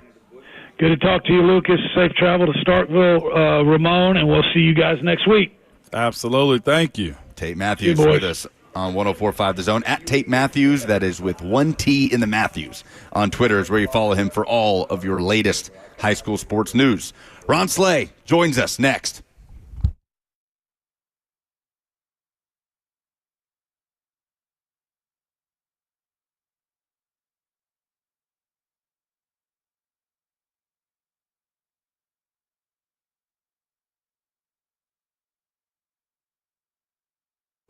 It's Ramon Foster for Hiller Plumbing, Heating, Cooling, and Electrical, man. Nobody wants to deal with a plumbing, HVAC, or an electrical emergency. I got to give a shout-out to him right now, man. Hiller's at my house right now just fixing up on something that we're having maintenance around the house. I got a text of the picture of the tech and a tracking link to just find them as they're on the way to the house, too.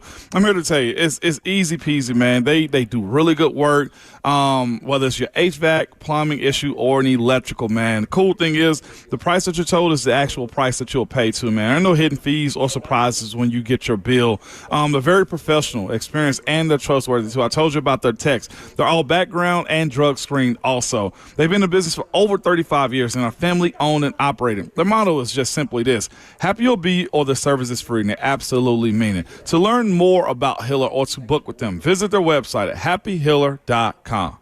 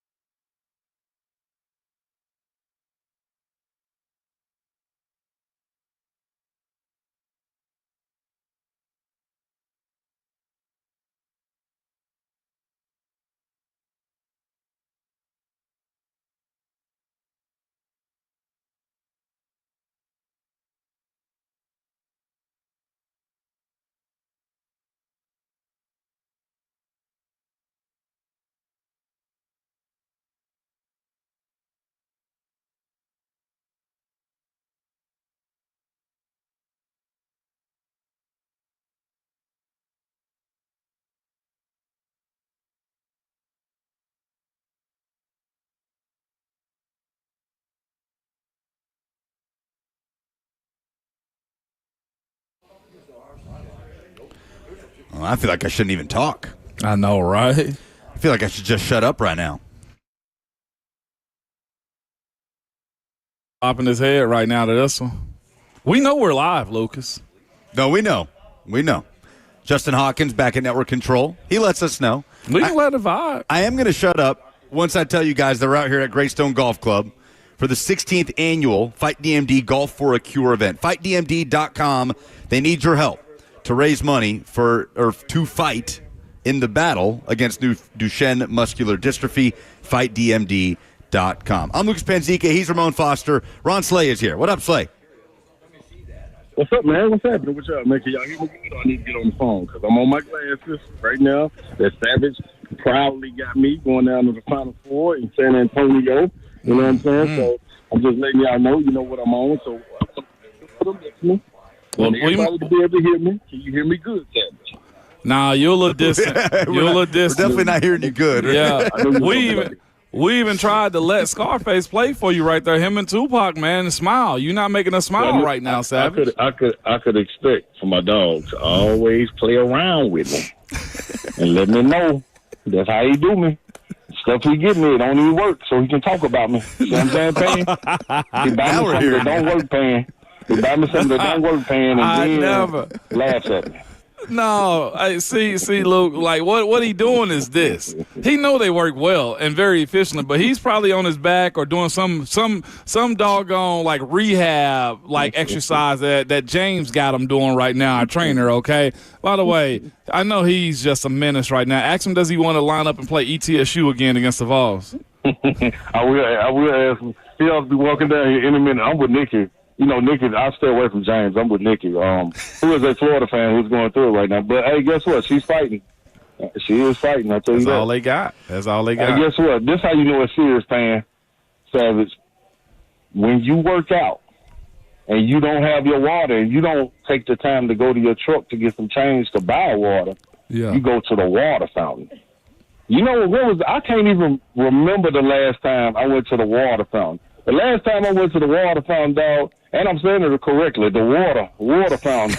Last time I went to the water fountain, dog, it had to be my sophomore year of college after we had just ran 300-yard shuttles. Good. And that was the only thing, dog. It was like, you can't go in the weight room and get nothing to drink. Either hit that water fountain or just get back on the line, dog. That was the last time, man. Jeez, I drank out of one yesterday, leaving the football practice. I just filled my thing up here with one. Yeah, you don't think about that. The water fountain link up was the coldest too in middle school, especially. What? Hey, bro, I got a story. Hey, shout out to St. Vincent Middle School, man. They used to be at St. Vincent. I don't even think St. Vincent is there no more. But boy, we used to. Hey, man, water fountain, all right, boy. The water fountain is all right, man. I don't even want to know. I always go second at the water fountain. That's all I'm saying. We used to, no, man. Y'all go ahead. I don't even know how to move us off this. Can I please get a vibe check? Can we get a vibe check on the week it's been for the Tennessee Titans, going to Houston, a matchup of 0-3 teams, play calling switch, Jarvis Brownlee traded, feels like they're up against it, hampered on the offensive line. Are you going to make us feel better, or are we going to keep sinking deeper after we hear you talk here? I'm gonna be honest, Pan. I know we're about to creep into October, and I'm feeling like it's Halloween already. That's how I'm feeling. Like I don't know who we are as the Titans. You know what I'm saying? Looking for the identity. We're dressed up sometime as the boogeyman, and then sometimes we dressed up as Dorothy. We just want to click our heels and go home by the time the fourth quarter arrives. So I'm not sure exactly who we're gonna be, but you know what I'm saying. One thing about it, they're gonna go down there and they're gonna play, and the talk has been talked. You know what I mean? Nico is well aware. I was on the Houston radio station yesterday, and Nico is well aware of what L'Jarius Sneed said. Now, I heard, the DB coach come out and say, that's their mantra. You know, we just it's a faceless person that you're going against.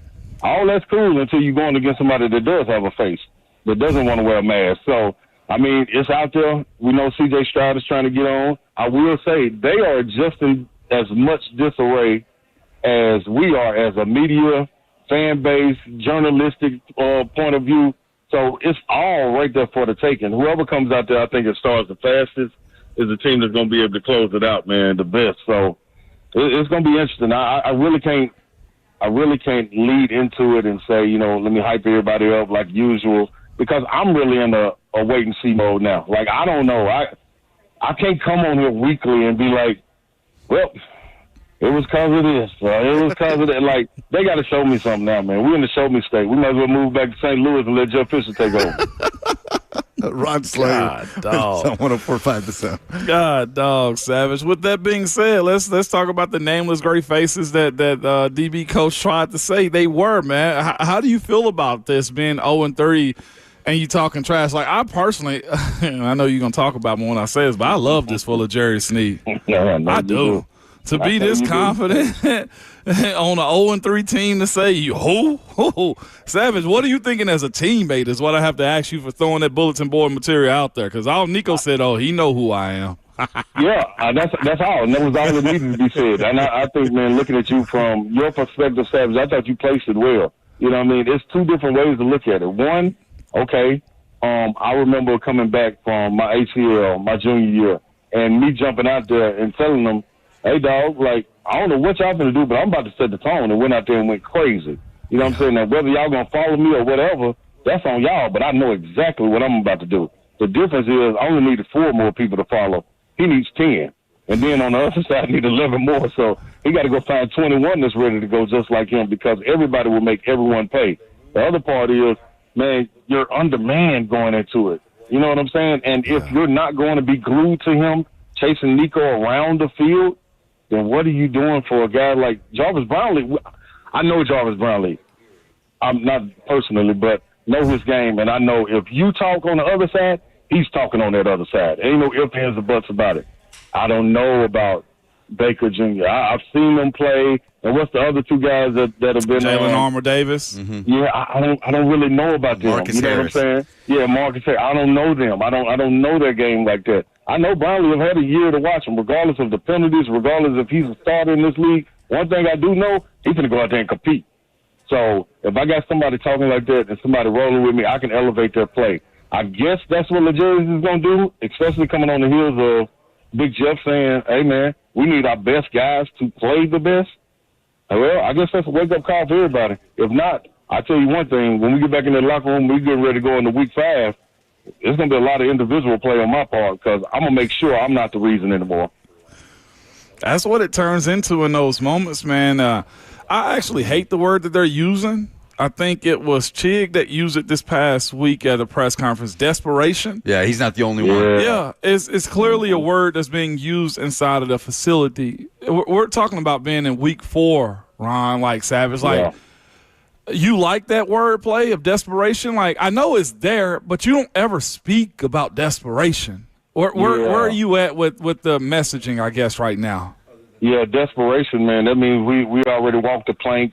They threw out two of my teammates overboard. They got the sword to my back. I'm looking back like either I got to jump or I got to do something miraculous and pull a MacGyver move. So like a Jack Sparrow out there. Old Jack Sparrow. Jack Sparrow out there. My compass is running wild right now. I don't know what to do. So I'm more so like sense of urgency, meaning I have time, but I know what it is right here. I know what's before me. I know what's going to happen if I can't get it done. I know what's going to happen if I squander any moments to kind of turn the tide, if you will. You know what I'm saying? So that desperation word, man, that puts everybody at high alert.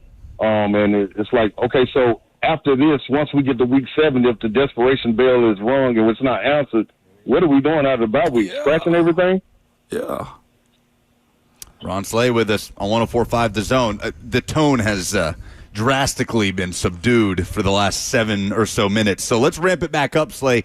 Tennessee going to Mississippi State on Saturday. Tennessee also starting up practice ahead of the basketball season after Rick Barnes signs a lifetime contract. Rick Barnes talking about Nate Ament. Seems like he has been everything, what'd he say, Moan, times 10? Times 10. What are you hearing about Nate Ament, the young 5-star, getting ready for what likely will be his only season playing for Tennessee? Yeah, I think what you're hearing about him, man, is beautiful. For one, from the what's coming from inside the room as far as the basketball team goes. You hear a lot of people on the outside kind of questioning his strength, kind of questioning his not will, but his drive to as far as take over a team. When you look at the freshmen around the country that are kind of highly touted, when you look at the Bruiser guys from Duke, when you look at DJ over at BYU, like all these guys are loud, outspoken. Their game screams and jumps off the tape. Amen is a little bit more smooth. You know what I'm saying? Like, and there's a different style of guy. His game is not loud. His production is, but his game's not loud. So it's going to be interesting to see how that plays out. One thing we know, Coach Barnes is not going to lie. Like, he ain't got no problem with saying, man, this player, he's playing terrible. And that goes from Zakai all the way to Grant Williams, all the way back to Robert Hood. Like, it don't matter who it is. Like, he's going to say it if you don't look good. So that's one thing we don't have to worry about him sugarcoating. Outside of that, when you look at it, Jacoby Gillespie, man, that's going to be the guy. That's going to be the guy that makes the team go. And you got guys that's going to step up. We know what the front court is for sure. But other than that, man, I can't wait for it, dog. Basketball practice has started. Team's looking good. I get to go down there and sneak and see Mississippi State practice with, you know, could be All-American guard Josh Hubbard coming back for his junior year. I get to go down there and watch them practice before getting to see Tennessee go out there and ring our own cowbell. Thanks to Savage, I see a lot of people on Twitter and social media, they going out there and they got the cowbells delivered. I'm trying to find one. I couldn't find the orange, and it wasn't going to be until like October 27th. So I'm gonna find something, though. That's one thing you better believe. When they on offense, I'm doing exactly like Savage said. Because I know my brother got bail money. You know what I mean? I'm ringing the bell like they said on Life. He wasn't the Santa Claus. He was just a man wearing a suit and ringing the bell. That's going to be me. No doubt. Savage, let's go to the ladies' side of it, if you don't mind, man, real quick. Just on the idea, man, we're watching Coach Kim absolutely set the world on fire with her recruiting. Do you see the branding of Lady Vols basketball? I don't even want to say back because they had a heck of a year last year. Right. The coach going into her second year with the recruits that she's brought in and the style of ball that she's playing. Do you have, like, in the back of your mind, like, yep, we're close, you know, to where UConn and others have been for a while now? Yeah, you just watch what coaches do. Let's take the recruiting out of it because we know she's closing the gap on a lot of big programs as far as recruiting, not only with the class she brought in this year, but who she just filled and delivered with Olivia Edwards coming in next year. You always want to have that premier powered forward / small forward that can handle the ball, a la Candace Parker, in what you get in a recruit, her being top 3 in the country and number 1 in her position. But when watching what Kim Caldwell was able to do, you look around the country, you watch Carol Lawson at Duke, you watch when Dawn Staley took over South Carolina, you watch when Kim Borky kind of revived what LSU was coming from Baylor. You watch around the country and you see what these coaches are able to do. They're able to establish the culture, and it's not necessarily from what they say, but I watched the interview, and shout out to Kaya Wynn from Nashville. Watched the interview with Mike Keith, man. Y'all need to go follow that too, the Mike Keith Show. Man, cold-blooded, man. I watched it last night, and he interviewed Kaya Wynn. When you hear players out there echoing what the coach is saying and also taking upon themselves to go and be that leader, even when Kaya was hurt, she was out with an Achilles injury, and she was out there being a manager, keeping stats, leading the huddles. Like when coaches step out and then the timeout and they're talking amongst each other, she's sitting on the stool, leading, and everybody's eyes are directly on her. Like, that's establishing something, man. That's one of them. It's a wonder. Like, I was talking to a friend of mine yesterday. She said, man, I used to hate when y'all were on the road, man, and we had practice. Because we shared Thompson Bowling at the time with the Lady Vols. We used to practice after them. They would go from 1 to 4. Then we would come on. But if we were on the road, they would practice almost to 5:30 or 6. You know what I'm saying? Like, but even when Coach Summit wasn't there, she had to go up and do an interview or something. Like, the coaches didn't have to say nothing. The culture was already established where the players were leading the practice themselves. You know what I'm saying? We would walk in and be like, dude, why y'all still here? And it's just in their DNA. I think that's what Kim Caldwell has reestablished with the Lady Vols, man. It is good to see because if they didn't, you talk about disarray, man. Like, you need that right there to be uplifted on the platform, and it's back. Uh-oh. It ain't the glasses this time. Who sniped him? Who sniped him? Like who? Savage got sniped. No, I'm still waiting. What y'all talking about? No, you're not. He's drowning. He's coming back up for air. Come on, man. There you go. Say me, dog. That's a little hotline, man. That's our little stupid hotline y'all got, man. You here, Savage. You back now. You back. No, y'all, hey, man, them stupid phones, man. Hey, let somebody get Allison and Paul on the line, man. Get these connections. What Mike Buckner at, man? I'm like, what Curb at, man? Curb, what kind of little line you got out there at the DMD Greystone, man? What's going on? Kirby just finished up another Pepsi and a sandwich, Savage. He ain't got no time for you. Yeah, Justin's going to unplug and replug some stuff.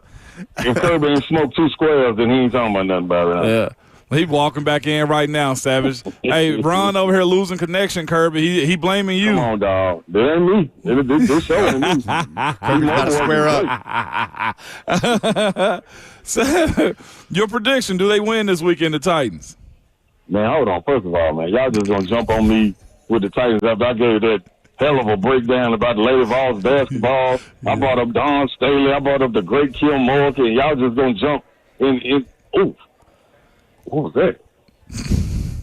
Oh, man. I wish you could see what Nicky doing to my knee right now, Savage. Good gosh.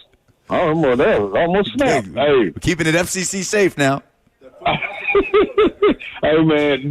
I can't put my money on the Titans. I will put my heart on it, though, and say somehow they keep it close.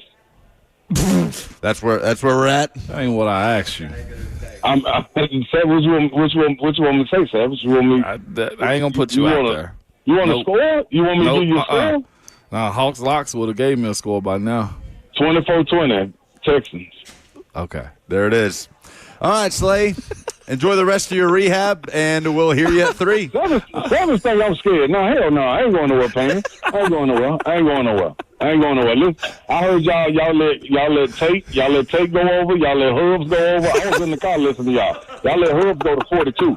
He's got receipts, don't he? He's got receipts. All right, well, then I do have a question for you then. Y'all do I got for both of y'all. Yeah. Where do we stand, like today, this weekend's game aside, on the count as a whole? There's a lot of SEC fans that don't think it should be allowed. It's a controversial thing in the SEC to be able to bring in outside objects that's often not allowed in other stadiums. Like, do we enjoy it? Do we think it's part of the pageantry that makes college football great? Are we anti-cowbell ahead of this game at Mississippi State Saturday? Me, personally, I love it. Hell yeah, if you got it, man, you bring a rooster. Matter of fact, bring the whole cow. Let the cows walk around with the bells on. How about that? Like, I'm with whatever, man. Just know at the end of it, we taking the cowbell and we taking the cow. We want plenty of big steaks, medium. Bring all your A1 too. That's where I'm at, Savage. I don't mind it. I honestly don't. I've played in it. It sounds like if you've dealt with cicadas, you can deal with the cowbell sound. That's where I'm at. Like, I don't mind it. My thing is, man, bring all you got. That's like, and what I also love too is the competitive side is I plan on shutting it up. That's how I feel about it. Yes, it makes it so much sweeter. In that locker room, out there on that field, it's nothing like shutting up a crowd, dog. That's the best feeling on earth. Yeah, but I've asked all Vols fans, stop by Tractor Supply Companies and pick you up one yourself. Somebody gonna try to tell you got to be gifted one. Yeah, gift these. Well, Savage, you 3 over right now, man. Just needed you to know he that. He said, I'm not going anywhere. That's my boy. Hey, y'all can hang up on me. I'm going to still be right on the phone. I'm just Savage, I'll see you in Starkville, man. All right, dog. All right, so, Titans made a move. What? We'll tell you what it is coming up. Guess what? I got a fever. And the only prescription is more cowbell.